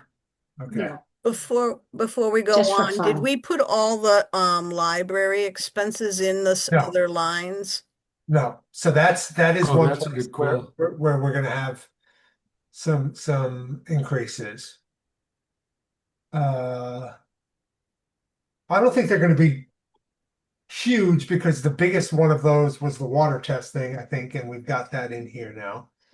I think there was security. Yeah, let's see.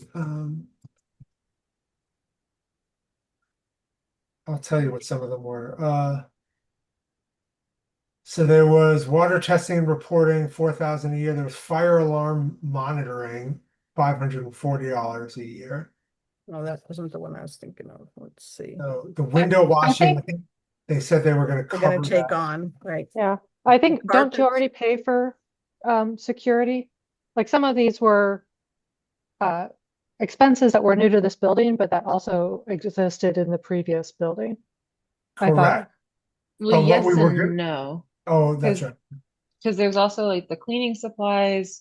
There's all of those things where like I don't know what she's anticipating for volume. Right, and I mean, Like, going from 0 bathrooms to 3 bathrooms is yeah, definitely going to it's be a an lot. increase in supplies.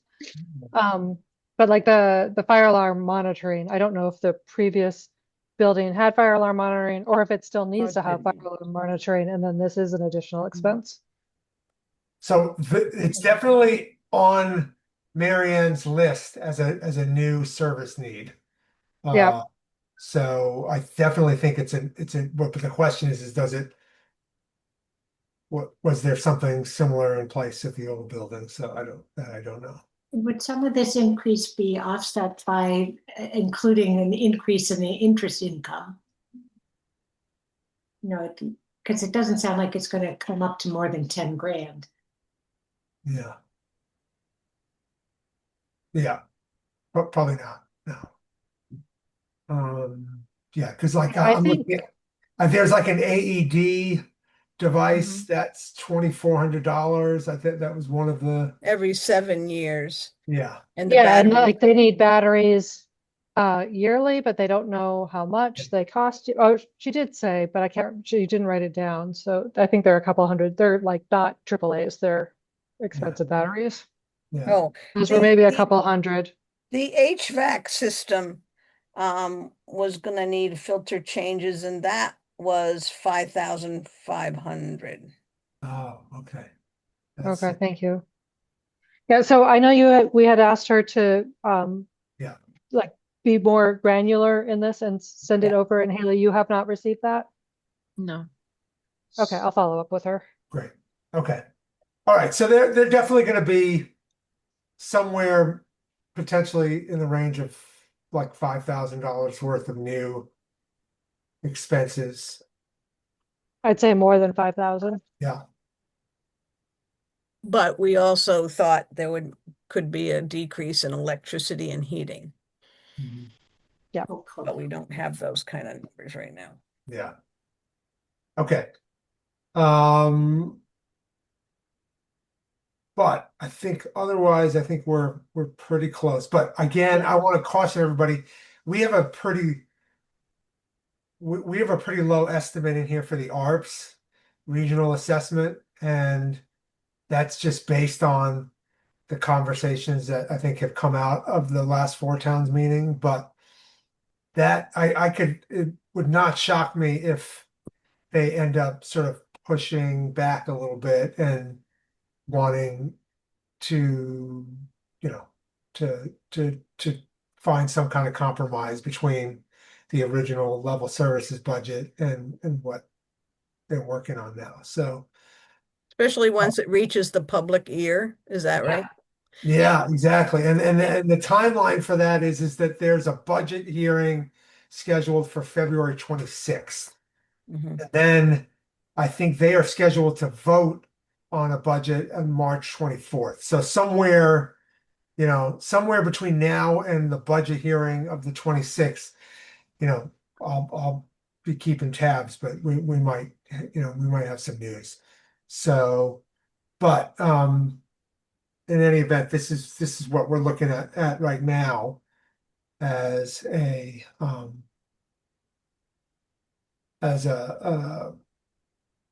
potential gap that we need to fill with either new cash or or ask for additional cuts or something. I don't know.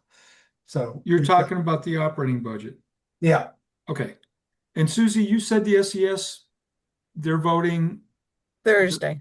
Thursday. Okay. Okay. And the other piece that bothers me is that rural aid does not get set until October and November. I don't know what the hell they think that does for budgeting. Yeah. Same thing with Chapter 70 and all the other Yeah. stuff. It's always been that way. Well, they project on the cherry sheets, Chapter 70, they do not project rural aid in any place that you could say it's part of the budget. Well, it doesn't come to us in a preliminary cherry sheet, but it's in her budget. It's in the governor's In the budget. You school's just got to budget. dig it out. She's talking about it. And actually, I do not think that we heard it from the House Ways and Means or the Senate Ways and Means. So I got to find out more about it, but it's a whole.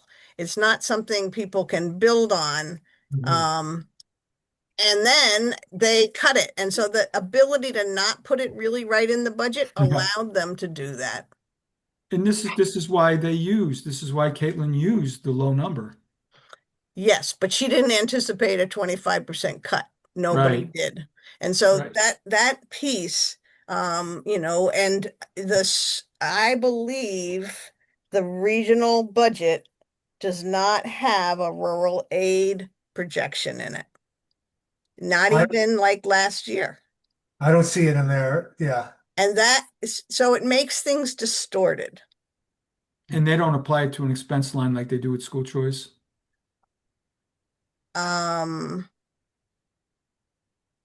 I doubt that they would. I've never heard them refer to rural aid in any of their Yeah. sort of budget documents. Yeah. Right. But Susie, just to be clear though, right? Whenever that value is set, it goes directly to the school and it's in their school budget, right? It's in our schools. SES has it. Sorry, as that's a what I meant. projection. Yeah. But I do not think that the regional school does. That's where Right. this conversation started. And, the governor said 20 million up from 12, but it ain't over. Yeah, I can ask Hannah, I'm sorry, Anna, because I was gonna have a conversation with her, and I can ask her to follow up on that to see if there's any way in which Shannon Uses that. uses Yeah, that's a good rural question. aid somewhere in the budgeting process. Yeah. Mhm. Okay. George, so that gap you're saying I can put it in here so we can get at least a Yeah, preliminary so estimate. right. Yeah, Where let me where just would I do that? yeah, let me get out of the minutes. So what's the number? 386, 380 Yeah. It's Yeah. 380. 729. Yeah. Yeah, so go to so on the revenue page, let's go to the excess levy capacity. And that's up.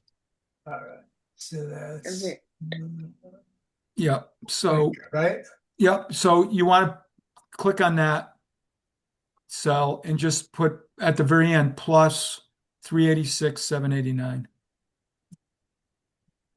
386, 89 minus 729. 729. Okay, that's my brain. That should be a plus, and then minus hit So you wanted to Minus- keep the number that was in there and just subtract 386, 729 from it. Oh, I see. Okay, got And it. really, it's a negative number, negative 617, right? And then hit the plus. Yeah, exactly. And so give me the number one more time. 386. 629. 386. 729. That's what I said. Okay, yeah. So that would be our new excess levy capacity. So Wow. that would basically get picked up by taxpayers. And if you look at line 19, that's basically how much money net tax revenue, that's how much new money comes to the town in revenue, and that all comes from taxpayers, with the exception of 20 coming from new taxpayers. That represents the tax increase for everybody in town. So what's an estimate for what that would cost? So if we go to the bottom, What percent change is that? That's a 10. 11%. Wow. Ouch. $821.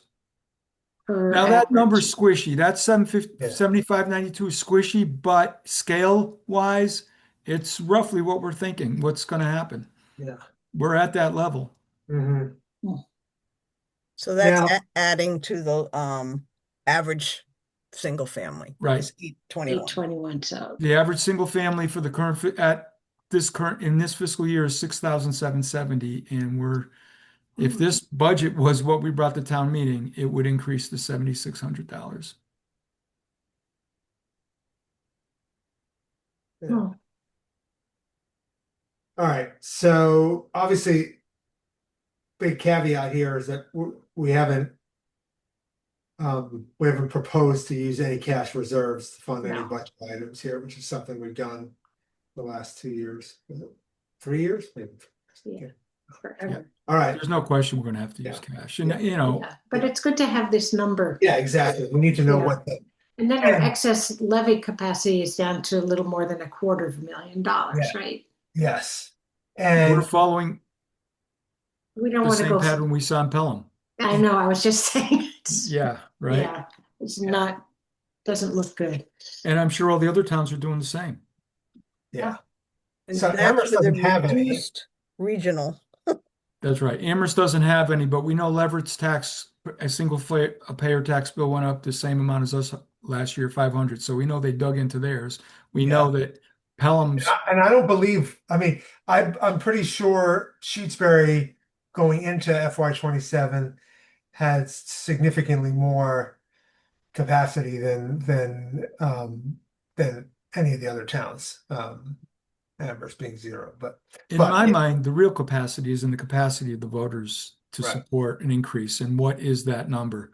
right. Well, it would also be helpful to look at what are our cash reserves, just to get a sense of out of that, 300, how much we could potentially use Right. to offset Okay. that. Well, he did I a think- CapEx. Yeah. So Right. we're gonna need to look at that as part of the reviewing the capital planning Well, recommendation. let me, if I may, Yeah. I updated the CapEx schedule. It Mhm. has the current beginning balances of cash in the 2 stabilization accounts and the free cash account.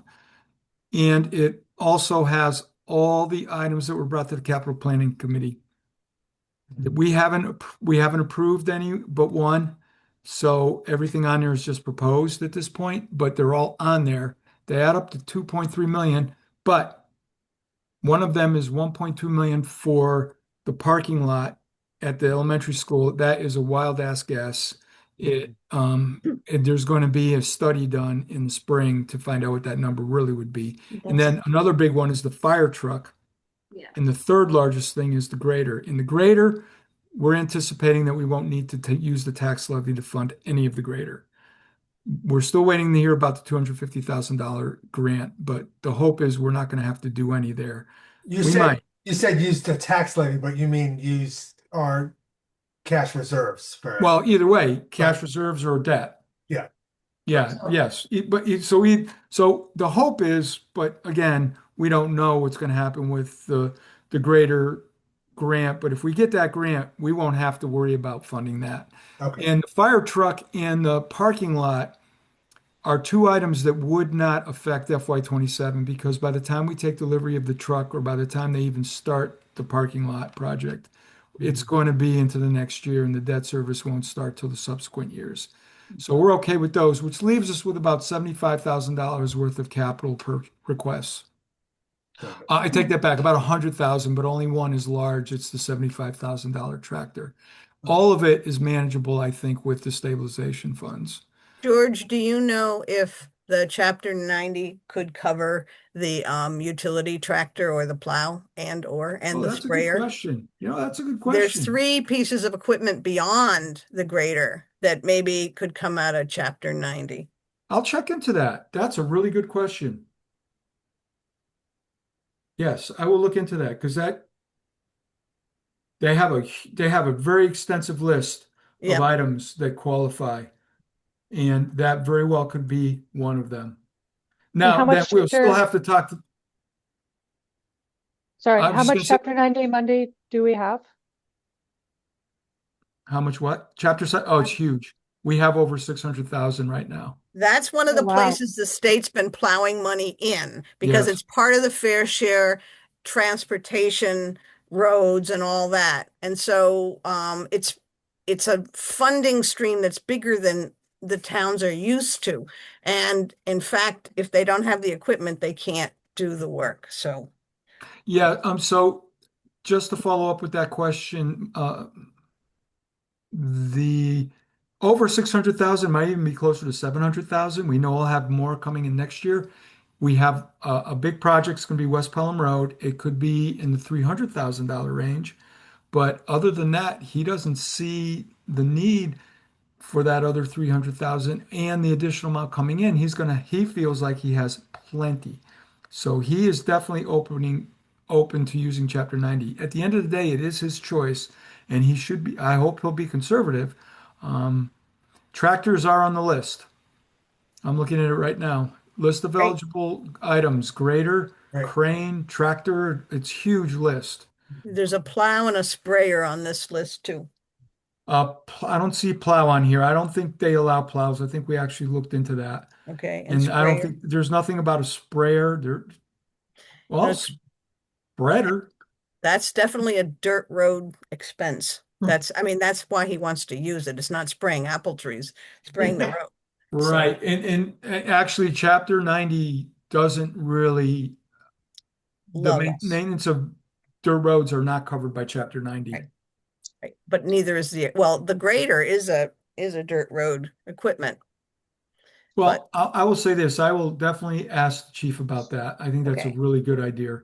And okay. if I would encourage him to be very careful about how he spends the Chapter 90 because once he spends it, he's not going to have it for the roads. But Hmm.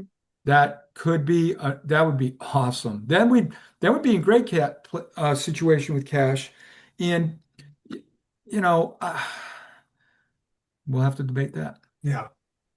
All right. Just in the interest of time, I want to move us along on a couple things. So I'm gonna send this to you, Haley. Okay. We'll keep working on it. A big question I wanted to just throw out was um for you all was about kind of how far along in this process do we want to be before we present it to department heads at this meeting that we've been referring to as the fiscal summit. I mean, do we feel like what we have here is pretty close to what we would feel comfortable sharing, or do we want to have some initial conversations about, well, are we going to recommend using cash reserves to fund, or yeah, so like what step in the process of developing our FY27 budget do we feel like would be a good opportunity to go communicate and share information with department heads? I think we need to share it with them ASAP. Mhm. I mean, we know the situation's not good. I don't see it getting better anytime soon. What's going to change from these numbers that's Yeah. significant enough to have us approach this any differently?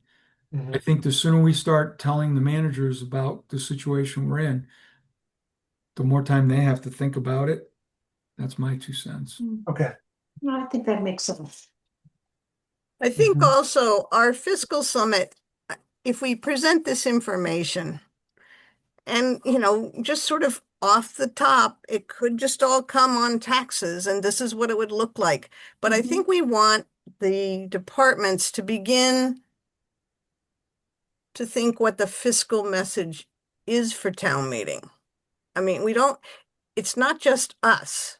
So when they're wrestling with these kind of numbers, I think it's important that it's not so overwhelming, although I'm very overwhelmed. I gotta say that, especially because this is a repeat of last year and I don't see why it's going to be different next year.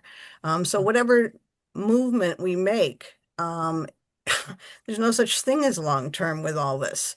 But I do think we should have the departments take some role in what the message is. Now, the message could be some things have been underfunded for so long, we are needing to deal with it. We're up against some things. That definitely feels like it's the case for the highway department in particular. Like Absolutely. that, I feel like we have been overspending several lines in that budget in particular, like year after year after year. And I think finally this year we're maybe funding that at more appropriate levels. But yeah. So the difference between we have not put in enough money and we need to do it rather than they're increasing their spending, those are two really different messages. And I think people need to, all of them. I mean, I feel like the school is working, and if the region does a $2 million cut, they're working at this. But it still is a budget that is hard to lift. And I just don't want people to say, well, it's, our job. It is our job.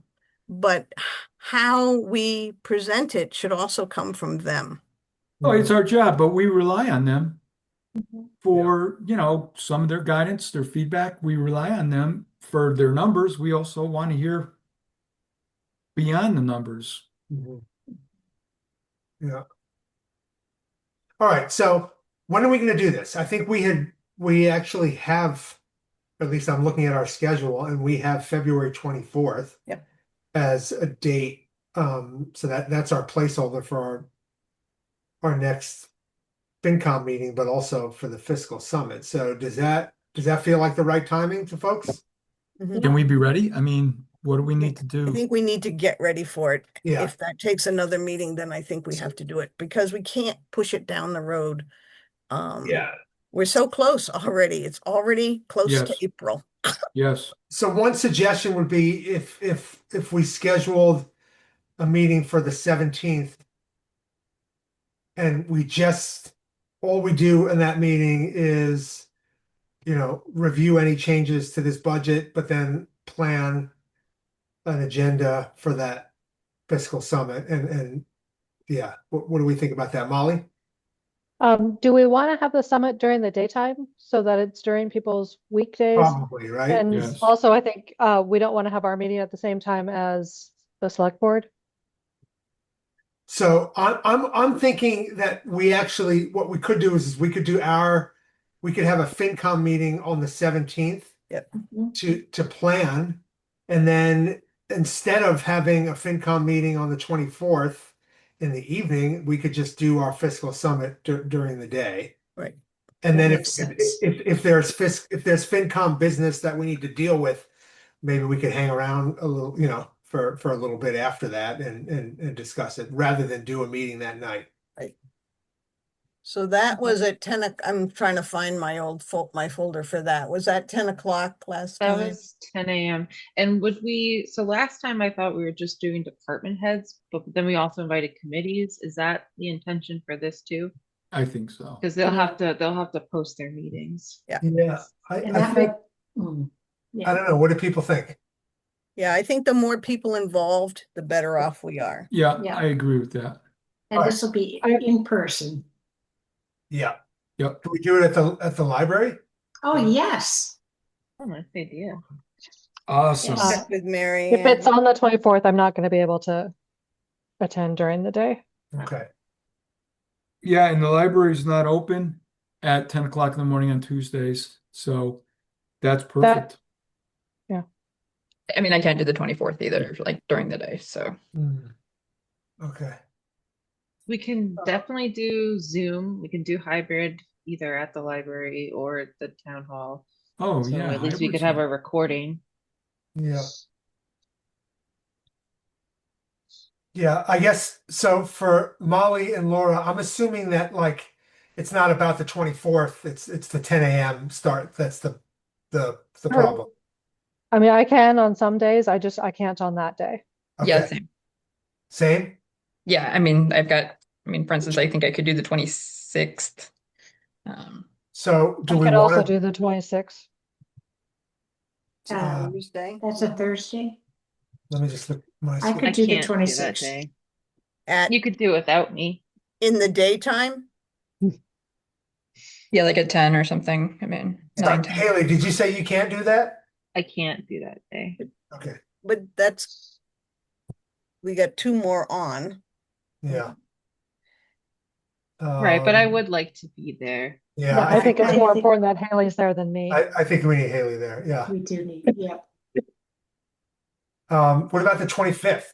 Is that Yeah, I can't make the 25th. I can't make the 25th. How about the 23rd?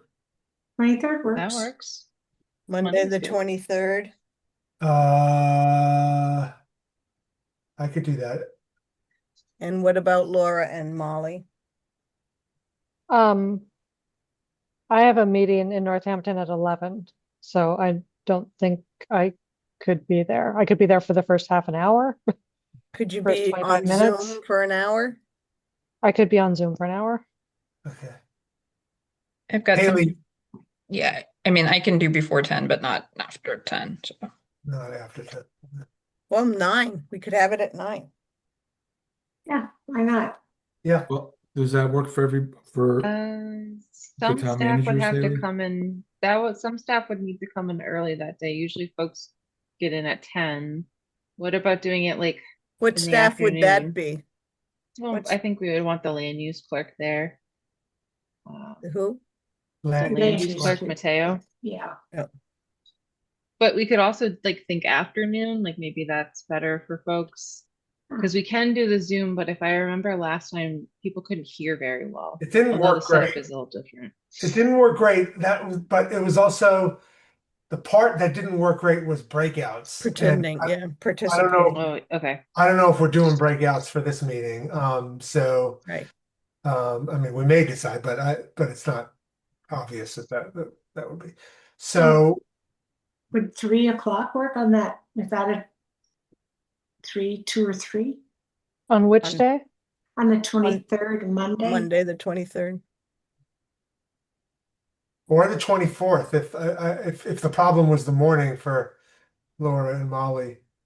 Monday is better than Tuesday for me Okay. in the Monday's better afternoon. than Tuesday for me also. Okay, so 2 o'clock on Monday, does that work? I could do 3, 2 would, yeah, 2 is probably not possible. How about Okay. 3 2:30? o'clock is good. 3? Haley, do you think 3 is good Yeah. for? I think Okay. some folks might have to come back, but I think that's an easier ask.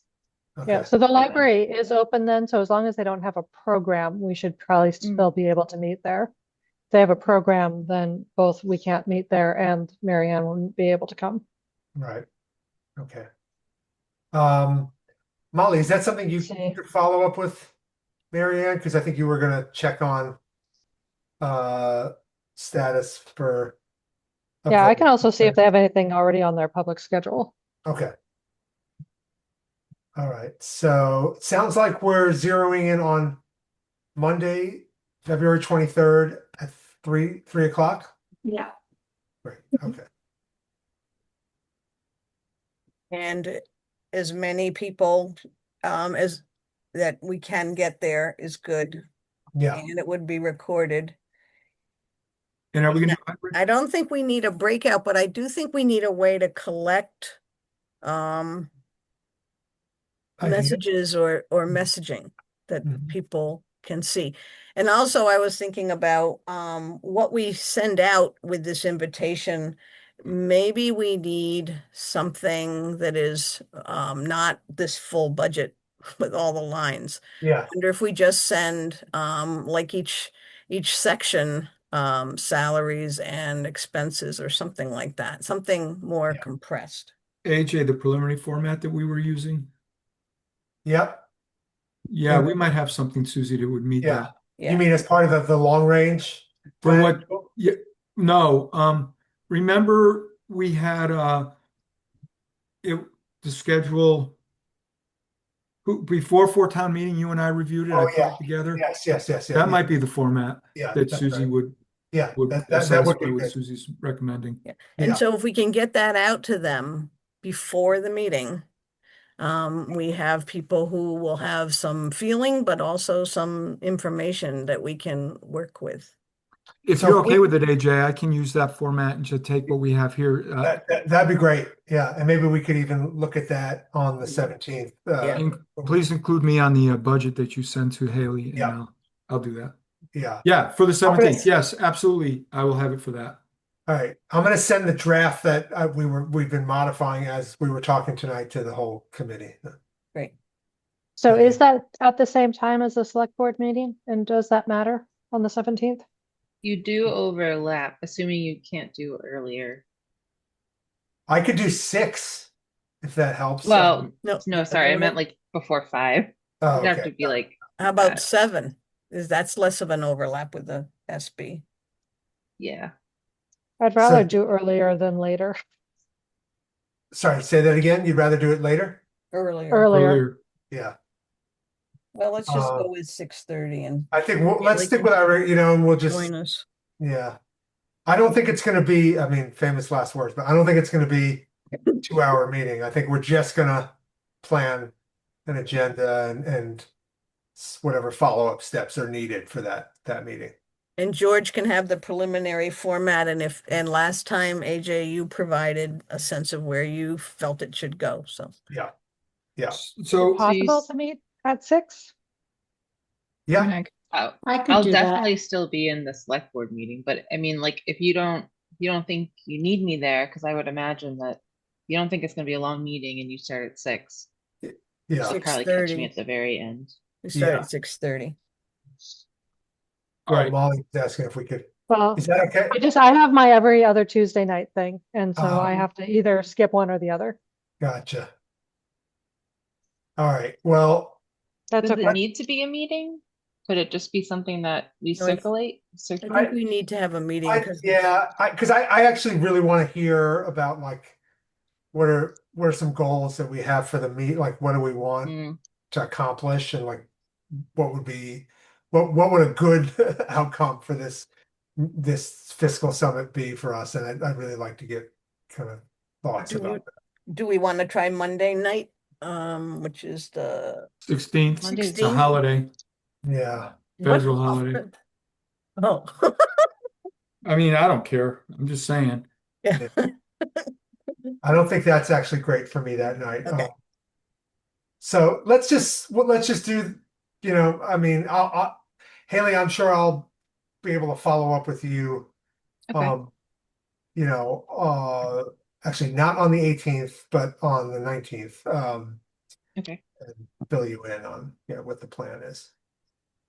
But actually, you know what I'm going to That do? works. I think I'm going to call you. I'll call you earlier that day just to Okay. just about logistics, like just to make sure that invites are have gone out and Okay. where we're doing it and all that stuff. Yeah. So the Okay. invites can go out now, right? Yeah.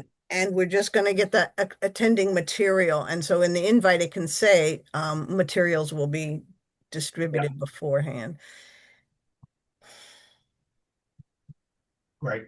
Okay. Yeah, so I don't see a public program at the library that day, but I would want to confirm with Mary Ann before we send out Okay. something saying we're meeting there. Yeah. Great. Okay, just so I get it right in the minutes. So our next meeting is February 17th at 6:30. Mhm. Correct. And then we're scheduling tentatively scheduling a meeting for February 23rd at 3 p.m. at the library. Hybrid? Yes, I agree. Okay. It has to be.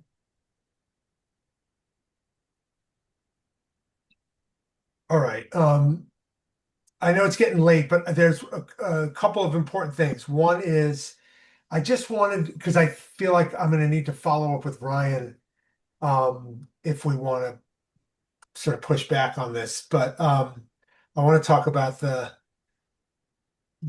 new library borrowing. And I want to, okay, pull up. So George put together a spreadsheet that looked at the implications of three different funding models here. Where is that? Okay.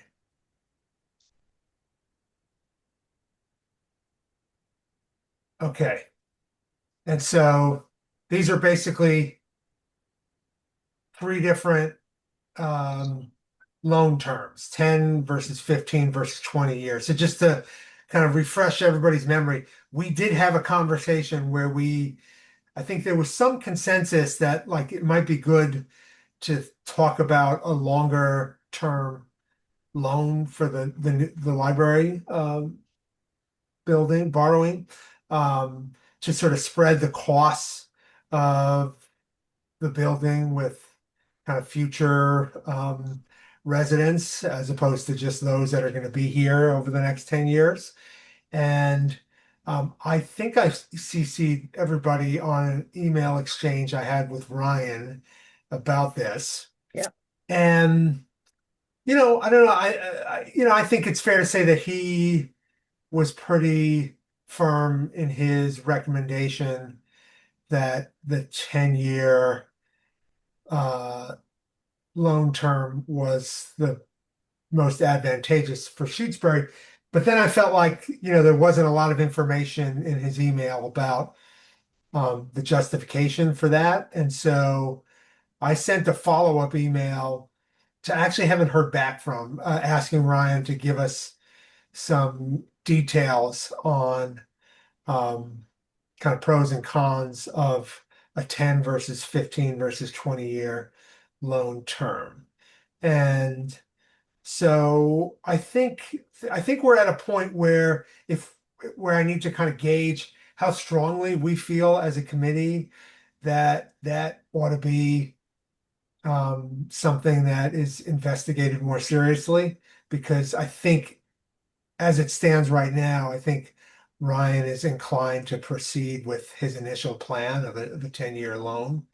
So, George, what was your sort of takeaway? Maybe you want to kind of walk us through what's here, and then I'm Sure. curious what your takeaway is. Yeah. Well, the one thing I would tell everybody, sorry, I'm tinkering with stuff. Busy hands. One thing I would tell everybody is what Ryan's recommendation, the way Brian is approaching this is backed by and probably based on advice he's getting from bond counsel. Yeah. I won't speak for him, but he certainly references what they say. One of the things they said was when you borrow, if we borrowed over 20 years, the annual principal payment would be so low as to not attract investors. There's people buying bonds, there's a limit that's considered too small for them. And so that's what they're saying is you can't go 20 years. This is what he said. I don't know if we can push back on that, but he did indicate we could go 15 years. Mm-hmm. And then there's 10 years. And before I go over, show you what's on here, talk about what's on here, the library let's just say 3-4 years ago, we went to town to vote on this, and what we were telling people, because I was involved, I did the calculation, it wasn't really me, but what the library was telling everybody is that the debt service impact on this average single family home in the first year is $125. That was based on a 20-year note. And I don't know if they talked to the treasurer and things have changed, or they didn't talk to the treasurer and we all assumed that 20 years was good. But then I saw when I asked for debt numbers that he was using 10 years and immediately picked up on that difference. And so if we went with his 10 years, so now I'm going to reference what we see here on the schedule. I summarized the three different amortization tables that I made. And so you can see the term in the left-hand column. You can see the total interest cost over the life of the loan under each of those terms. So clearly, as we all know, the longer your loan, the more interest you're going to pay over the life of the loan. And then you can see the loan payment in year one, because that's going to be your highest debt service is always in the first year. Municipal debt is not like mortgage debt in your house where it's the same every year, every month. In municipal debt, you take the principal off the balance, you recalculate interest in the next year based on that lower balance. And so each year, our debt service is going to decrease if it's a 10-year loan by $4,000 a year. So year two would be $154,000 for a 10-year loan. And so you can see for each loan, not only what the first year's debt service is in column C, but in column D, you'll see annually how much our debt service will go down. And then column E is the tax rate impact in the first year of the note. So What would it be? Sure. That's No, I fine. was just wondering what you would estimate that for the second year would be, what that was the 150? For the second year, it would be $4,000 times 1 point. Would it be like go down like $5 or $6? I think Okay. I'd have to sit down and think about that more, but I think it basically would go down about $5 or $3 or $2, 15 in 20 years. So the debt service is going to go down fairly small each year. I mean, $4,000 decrease year to year, spread across 800 households. It's not a lot of money. It's not going to be a really big impact on all our towns. But just to show you, get you a sense of how these notes would affect our budget. Is the So, interest rate the same no matter the term? yeah, so the assumptions I'm using, Susie, are on the lines 4, 5, and 6. The amount of the loan, which is subject to change because we don't know how much our final borrowing is going to be. But Right. this is what Ryan is using right now. This is Right. what Ryan has to borrow right now, actually, Yeah. based on what he said. And then the interest rate is 3.5%. Those two assumptions are true for all three periods, as is the loan start date. Now, I don't know when the actual payment is. It might not be on July 1st, and that means that some of these estimates are slightly small. But this is just scale wise. This just gives us a good sense of what the impact of our decisions are. His debt service number I think we saw was 159,000. So you can see I'm a little short, and it's probably because the actual first payment is not made till maybe August or September. So the full principal balance is there for a couple months. It's some different point there in the year, Close but enough. Yeah. yeah, right. Close enough for hand grenades. And so in the second section, you can just see those differences between a 10-year and a 15 and a 20. So the total interest over the life for a 15-year loan, just so you don't have to do the math in your head, is the difference between the 328 and the 225 up above. It's 102. And we're going to pay that much extra in interest over the course of 15 years if we go to a 15-year note as opposed to a 10. And then it's 205 at a 20-year. And the same thing is true for the first year payment. The difference between the 158 up above and the 119 is 39. And then the difference between the 158 and the 99, of course, is 58. So you can see how what those differences are. And it's the same thing with the differences in the loan payment decrease and the tax rate impact. So if we went to a 15-year loan instead of a 10-year loan, then the difference between 174 and 133 is $43. We would be able to take $43 off the increase that we might have on the average taxpayer. And then I just showed percentages. So the 102 is 45% of the 225. The 39 in the second column, the first year payment decrease is a 25% lower payment than the 158. So those are just the percentages, I think that makes sense. So I think the question now for us is, do we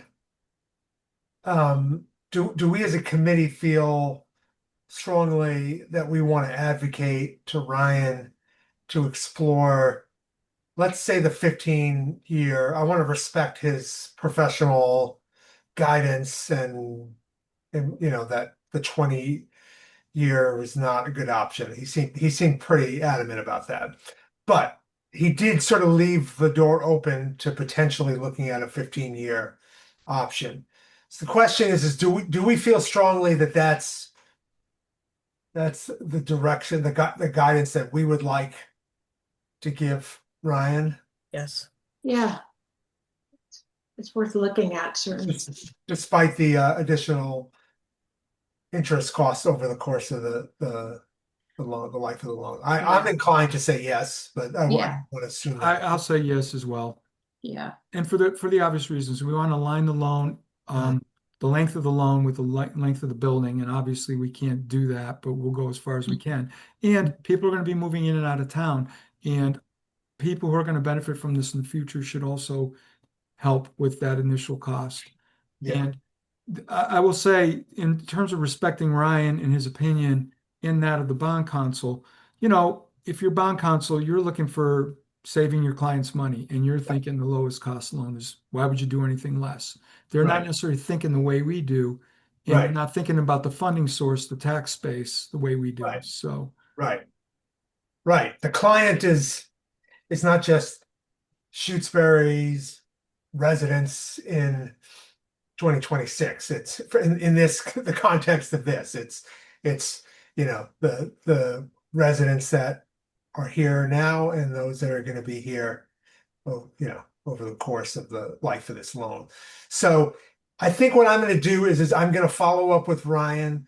I think one of the things that I think could obviously change my recommendation, potentially our recommendation as a committee, is if he tells us that the interest rate we would be charged for a 15-year loan is considerably higher than what would be available for a 10-year loan. But that's the kind of information we don't have right now, and I'd like to hear that from him before we make a final recommendation as a committee. Susie. I wondered if I have no experience with this, so I wondered if Molly or Laura had any comments to contribute.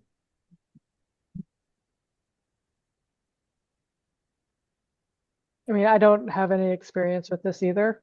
I mean, I haven't done building bonds. I've done capital library bonds, like in New Mexico. I mean, we put them up, but we did it kind of on an annual rolling basis. So, I mean, it was kind of expected every year that we would have a new bond in. So, I did ask Ryan if, could we change the terms later? He said, no, you're locked in. Mhm. right. So there we go. And I would remind I'm in favor of 15%. 15 years. Yeah. The one thing I didn't mention was, this is a debt exclusion override Right. loan. And that's why column D is so important, because as we pay this off, and when we totally pay it off, it's going to come right out of the tax levy. Mhm. Yeah, I would not want 15 years if it's a considerably higher interest rate. Um, Yeah. So Yeah, And because Also, I want to say that I think that we can look around our town and know that there's not any big project ahead of us. We waited for the broadband to go through. The library people did. They didn't want to put it up at the same time. But I don't know of any other big project that the town needs to face down. So when this goes out of our debt, there's not something waiting to jump in of any size. We do. The dam will take considerable amount. Even after we make these initial emergency repairs, which I did check, we cannot use CPA funding for. It's going to trigger a response from the state once the initial repair work is done to fully examine the dam. And at that point, we'll have to do more structural improvements. do you have And any what's sense of how ballpark? much that's going to cost? Yeah. Well, just to do the emergency work is about $73,000. And we'll have to do, and that's actually, so there's another layer to all of that, is that we may be asked to do an additional like survey of the wetland. And I have no idea how much that'll cost, but that'll add, if they mandate us to do it right now, it'll add to the 73,000, and then down the line, it'll also And increase that wetland is the whole perimeter of the lake. Is Yeah, more or less, checking on the water levels because of the change and what's going to happen with the lake drawdown. But this Yeah, is the so- difference between $1 million and $1/10 of $1 million. So That's true, but I do want just to make sure people don't forget that is something It's coming. that's definitely on my mind. Okay, George, can I, is it okay if I, in that email to Ryan, I share Oh yeah, I'm fine with it. the planning document? Yeah, Okay. just let them know, this is just the numbers we Yeah. ran. We know they're not actual, but Right, and I'll make it clear that, yeah, obviously, there are assumptions in here around interest rate and whatnot, but yeah, okay. George, yeah, so I raised my hand finally. Just to address what the conversation about the dam and the broader question before that, there are a lot of things being requested by the capital planning committee, but I don't think anything that's going to have an impact on FY27. And we have debt service on quite a number of items. And I do think we also need to do an analysis. We don't have to talk about this now, but I'm going to recommend we do an analysis of our long-term debt. Also, it might be in our best interest to pay off one or two of those items and open up capacity in the operating budget. In other words, if you have an asset and you've paid 2 years into it and its debt service is 50,000 a year, and the balance, is maybe 100,000, I'll just throw that out, pay that off, get rid of those two $50,000 payments in the future, and that allows us to finance something else bigger than that amount we paid off because it's going to be over 4 or 5 years. So if we're smart, and it would be great to have the treasurer involved in this. yeah, Next year, I think we're going to have no problem funding the requests because all the things that will have to be paid for next fiscal year are relatively small. The tractor is the largest, but we already talked about possibly using Chapter 90 to some extent. The parking lot and the fire truck are very big, but they're not going to really hit us until subsequent years. So we may have a year or two to take some steps that could help us interesting. really have capacity within our operating budget. All right, that sounds like a good topic for a discussion after we've got the budget sort of in good shape, and During the summer. yeah. Yeah, and I would want, again, I think we really need to include the treasurer in that Yeah, conversation. Yeah, definitely. Okay, so that's good guidance for me. So I will reach out to Ryan, see if he's open to exploring that, at least getting us the numbers and getting, I guess, a quote. All right, a couple of other things I'm just thinking. So on this recycling RFP committee, my sense is that there's nobody that's super motivated to be involved in that process. It sounds like I'm It sounds upset that there's only one process here. Yeah. There's only one. I'm not happy with that, so I'm not gonna sign up for it, but Yeah. I don't know when we can have more than one process. yeah. I think yeah. I think I think we have more time than we thought we had when we first raised this as an issue that we wanted to explore. Because there is that 1 year extension option on the contract. But I think what I'm going to do is I will follow up with Meryl and tell her that we've got a lot on our plate right now, and we're obviously we feel totally comfortable with them managing the RFP process for getting a new bid for at least the trash and hauling option. And then we'll have to have a conversation down the road about whether we want exploration of any other options. I've come to believe that there's really only one other potentially viable option, which would be to see if Leverett is interested in collaborating on with Shutesbury on sort of jointly, I guess, funding their their existing transfer station and using it for both Leverett and Shutesbury residents. That to me, that's I think is the only like option that seems worth exploring.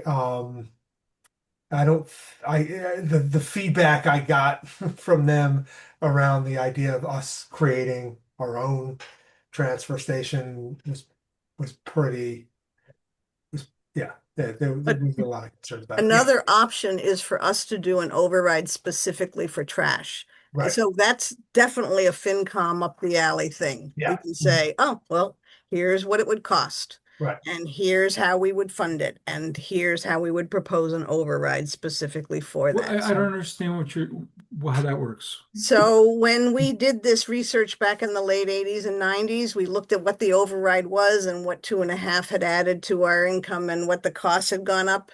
And we were about even, but we are not even. We took on $60,000 more in the contract when we got a new one, and then it's gone up 5% every year. And you could say, if the taxpayers want to continue it, it can't just be sucked out of our operating account again. I think that is one of the things that put us behind the 8 ball. Hmm. And so we could say, here's what the RFP looks like, here's what the contract would be, and the increases in our revenue for 2.5 have not kept up with this. And this is what it would cost in an override to get our operating budget big enough to handle the new contract and everything that's been added since the old one and the old one. Okay. So yeah, there down the road, I think there's some more discussion to have about this. In the short term, I'm gonna let Merrill know that that we don't feel strongly that we need FinCom representation on their RFP committee.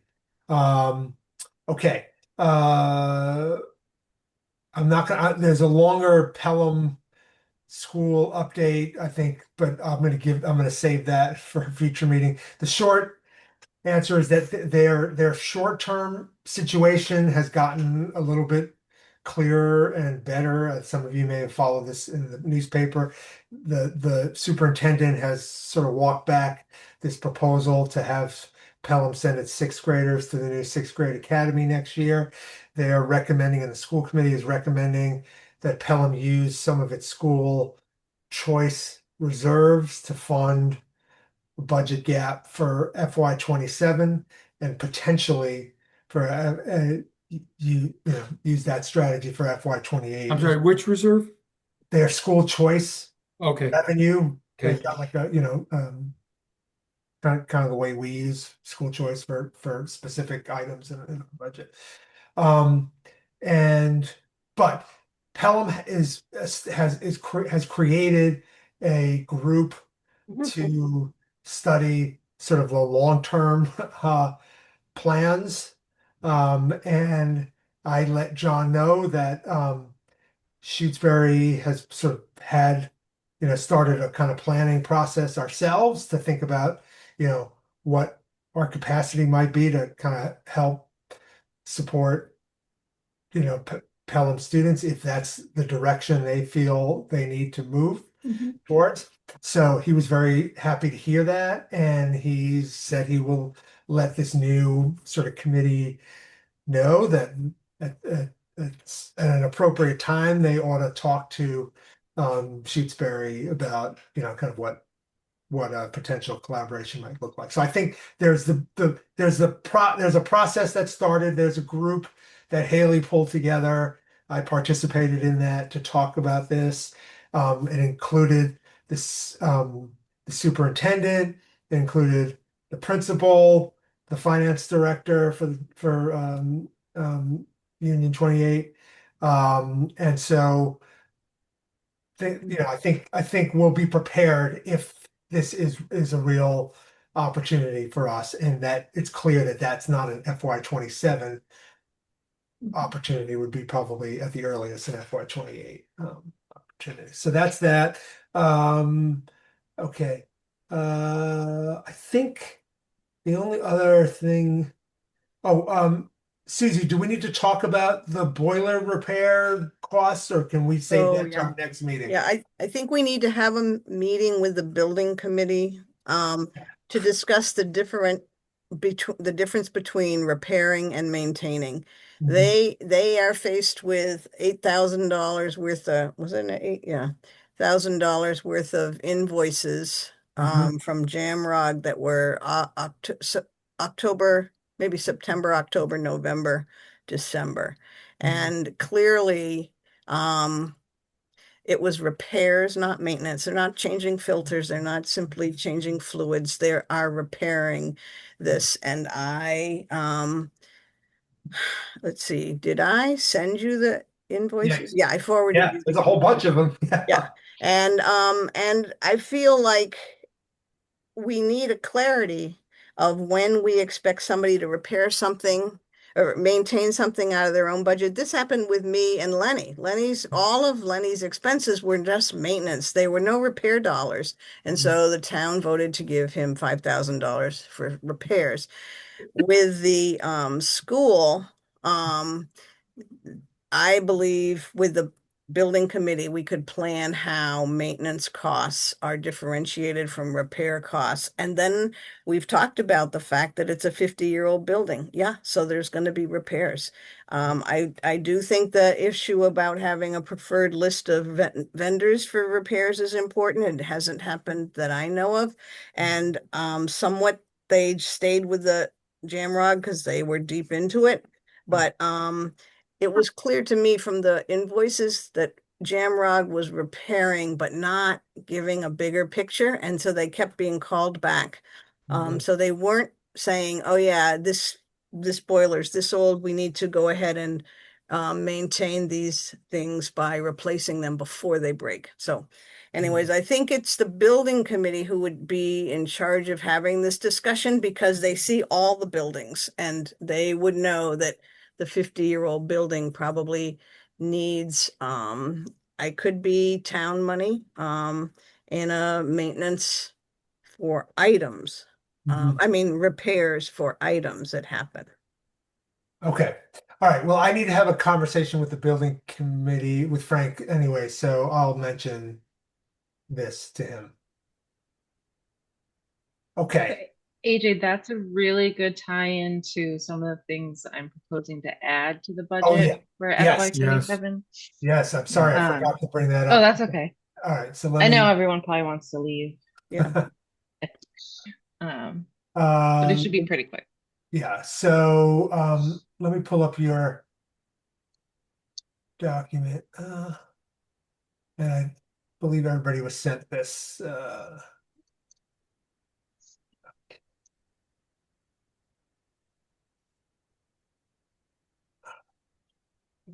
okay.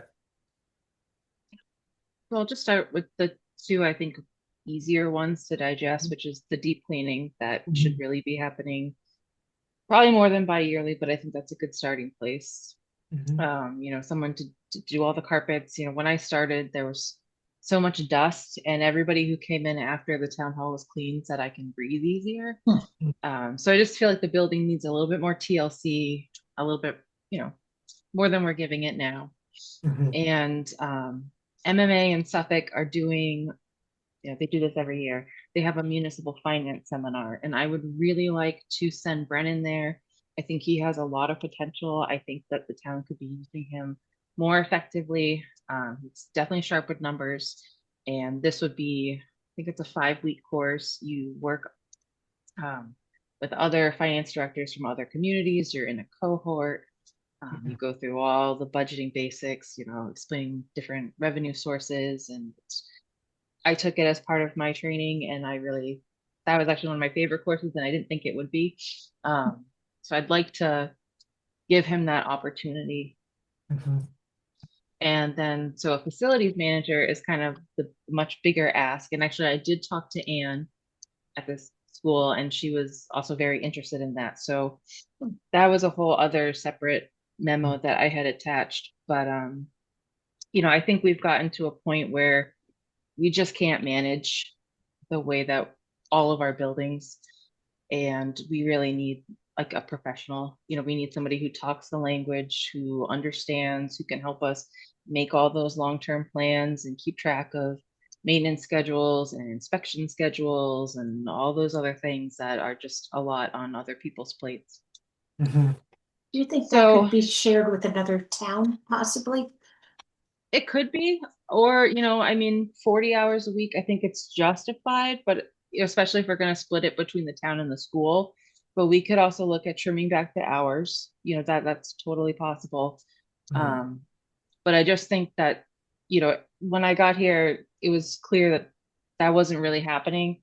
And I don't know when it last did happen. But this person could work with the buildings committee and be the point person for all of this.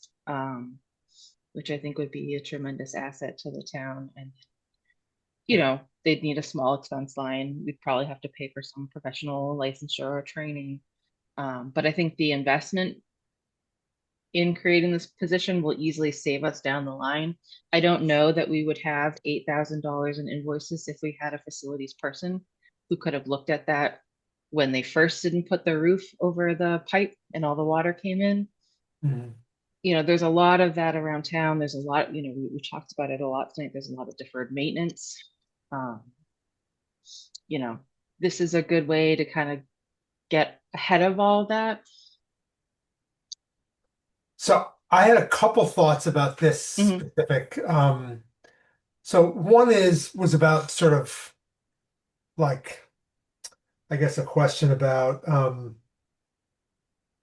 sort of like process. And Mhm. my, I guess my sort of inclination was that like, or assumption was that it's sort of a select board um sort of area of responsibility to first like review and make a decision about whether an entire new position within our town staff Mm. is justified and needed, and recommended.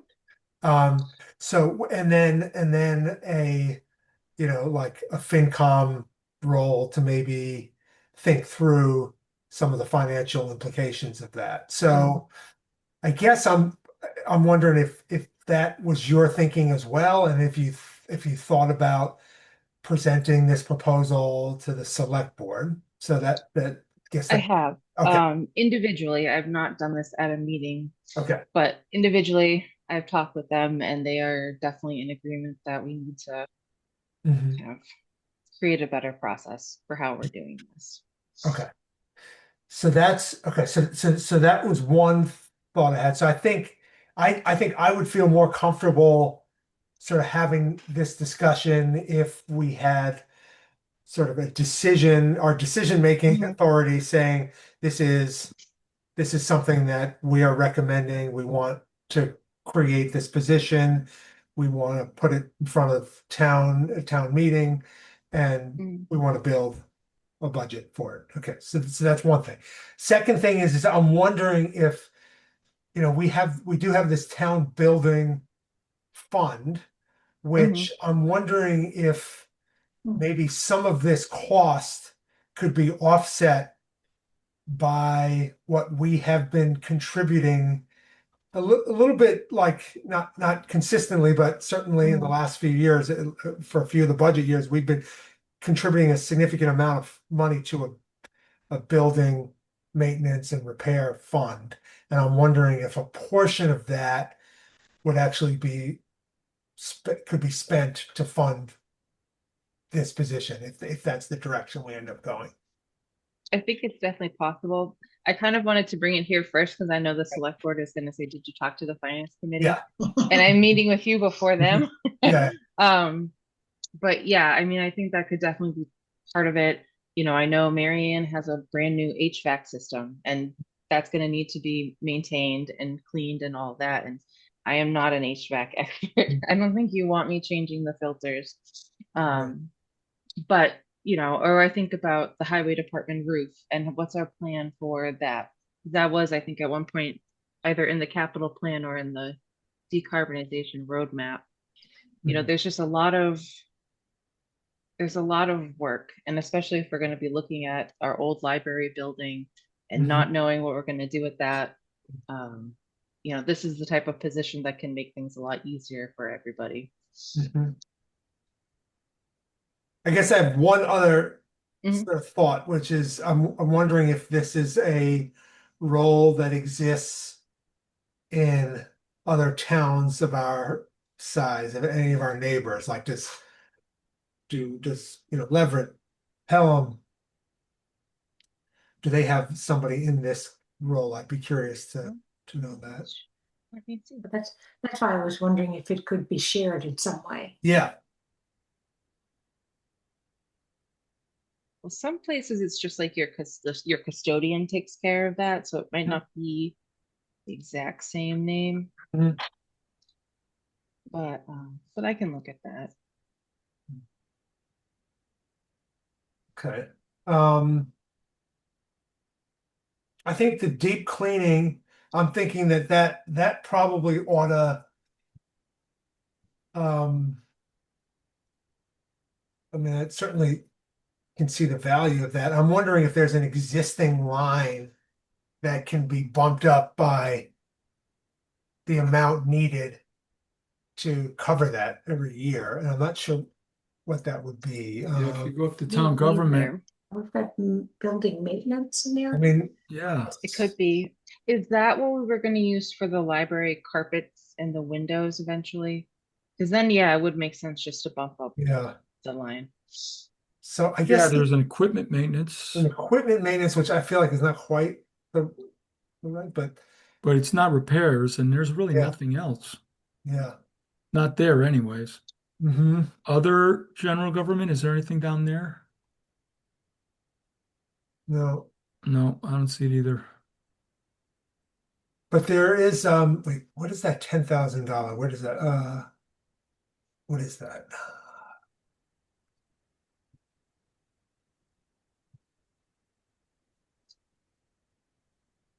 I feel like there's a 10,000. Oh, that's the repairs. Forget it.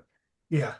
I mean, I guess we could rename that line repairs and maintenance or something and bump it by what is it, 2,500? 3,500. 3,500, yeah. I think the mixing of the two is part of what got confusing about the fire Yeah, you're department, right. and I think it really should be two separate things. Mm-hmm. Well, could we rename the equipment maintenance to just maintenance? Yeah, that could be. Yeah, but we're talking about we're going to be cleaning the windows, the carpets, the deep cleaning. I wonder if there's enough the carpets in the library. I wonder if we should just create a line. Yeah, I don't know. Yeah. I like your idea, keep it simple, but Susie's point is also true. We Yeah. start wondering how do these lines morph over time, Right. and we're not really sure what's in them anymore. Mm-hmm. I don't know. Yeah, I guess my inclination would be to rename equipment maintenance to just maintenance and add a note and bump that from 12,000 to 15,500. But I guess we could create a new line as well. So, just for the minutes, what would we rename that line to? Just Maintenance. Just maintenance, okay. Mhm. Yeah. And I like the idea of sending Brennan to the municipal Yes. finance seminar. That's not I feel like it's not a operating budget thing though, right? Because it's a one-time, It's a not like- one-time. yeah, it's a one-time thing. So I'm wondering if we can, just cash. Yeah, use I free agree. cash. Even for that. FinCom cash. Yeah, either FinCom reserves or free cash. I I don't know think- if we can use reserves. I mean, well, If he goes this year, Yeah. I think Yeah. it would start in the next fiscal year. There's a seminar about it, about all the dates coming. So All right. there's like an application period and all of that. All right. So I think, um, I, I think it's a good idea. And I think, you have a lot on your plate, and I'm wondering if, like, long term, some of the things like updating the fiscal snapshot, like, maybe that's some of these That's kinds my of, plan. yeah, some of these tasks could be um delegated to him, especially, if he has some of this kind of training, and it certainly sounds like he has the capacity. So yeah, I think it's a good idea. But I don't think it's something we need to put in the operating budget. We'll figure out a way to fund that. Okay. Yeah. Okay. Um, So, so I think there's a follow-up discussion to have about the creation of this new facilities manager. And yeah, I think if you could get the select board to sort of Mhm. deliberate on this and actually maybe take a vote, and that'd be Okay. helpful for us. I can do that. Yeah, because I was looking, a lot of the times it's lumped into your highway superintendent job, or you have to do separate service contracts. But Okay. All right. Anything else? no. the FinCom transfers have to be done. For highway? Yeah, there's two of them. Yes, let me resend that. Because I got it from Dave today. Okay.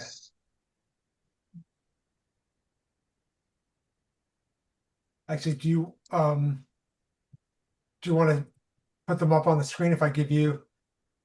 Or are you looking? It'll probably crash. Okay, got it. No problem. My one at home is not as high powered. Got it. Trying to look for the email I sent you, George. Oh, yeah. Want me to? I definitely have it. Okay. Um, Yeah. let me get my bearings straight. Would you like me to? All right, let me pull it up.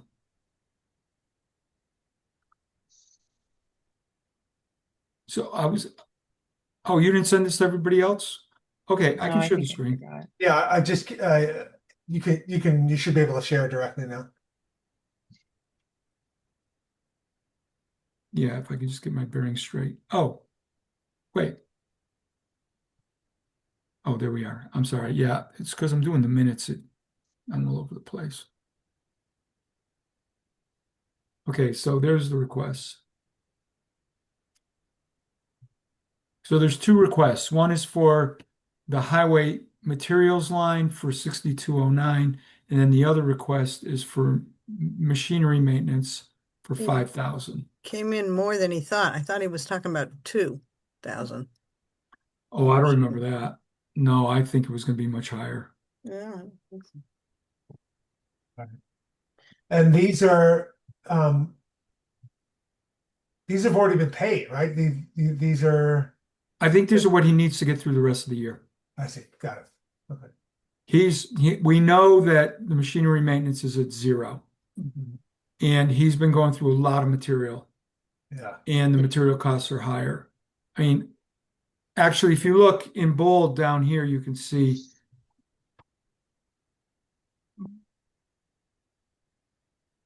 all right. And this is kind of what we're addressing, right? In FY27, we're bumping up the machinery maintenance line by 42% and the materials line by 30%. So this is what's been happening like every year. And so I think we finally are just going to get to a point where we're going to appropriately set these amounts in the budget. Yeah, as far I mean, he's not going to. He needs machinery maintenance. Yeah. There's no question about that. Yeah. And I'm surprised that it was this low. Well, that was I said, what do you think you're gonna need? He wasn't sure. So he thought this would be a comfortable number, but I expect he'll have to come back again.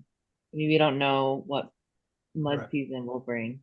Yeah, he can always come back for more. Yeah. And, we do line item transfers at the end of the year. It Mhm. might be a small enough difference that we can slide it in that. I All don't right. ob- I don't object to it. It's just that he had said that the outstanding labor cost on the loader was 1,500 to 2,000. So this is for beyond that. This is for other maintenance, Yes, other machinery. that's true, Susie. All right. So I'm gonna make a motion to approve. I'm gonna do both. Two FinCom reserve transfers in the amount of $6,209 for the highway materials line and $5,000 for the machinery maintenance line. And Second. just for everybody, What? just for everybody's information, if we approve this, our FinCom reserve balance will be about $61,000. Okay. Okay. Second, All right. Any discussion? Arvanitis, aye. Cashew, eye. Mosier, aye. Moss eye. So do I. And Stein eye. Okay. So Haley, can we do the DocuSign version? That would be great. Yep. I like that. love that. Oh, yeah, Yeah. that is great. Yes, thank you for that. All A lot right. easier. So anything else? All right. I'm gonna make a motion to adjourn the FinCom. I'll second Second and third and fourth, fifth. that. George, Arvanitis, aye. Cashew, eye. Mosier, aye. Moss eye. So do I. And Stein eye. Okay. Good. All right, See you guys, next so we're week. gonna meet in 1 week, Yeah. usual We'll time. just keep meeting. Yeah. Okay. All right. Thank Thanks, you. everybody. Take care, everyone. Bye. Bye.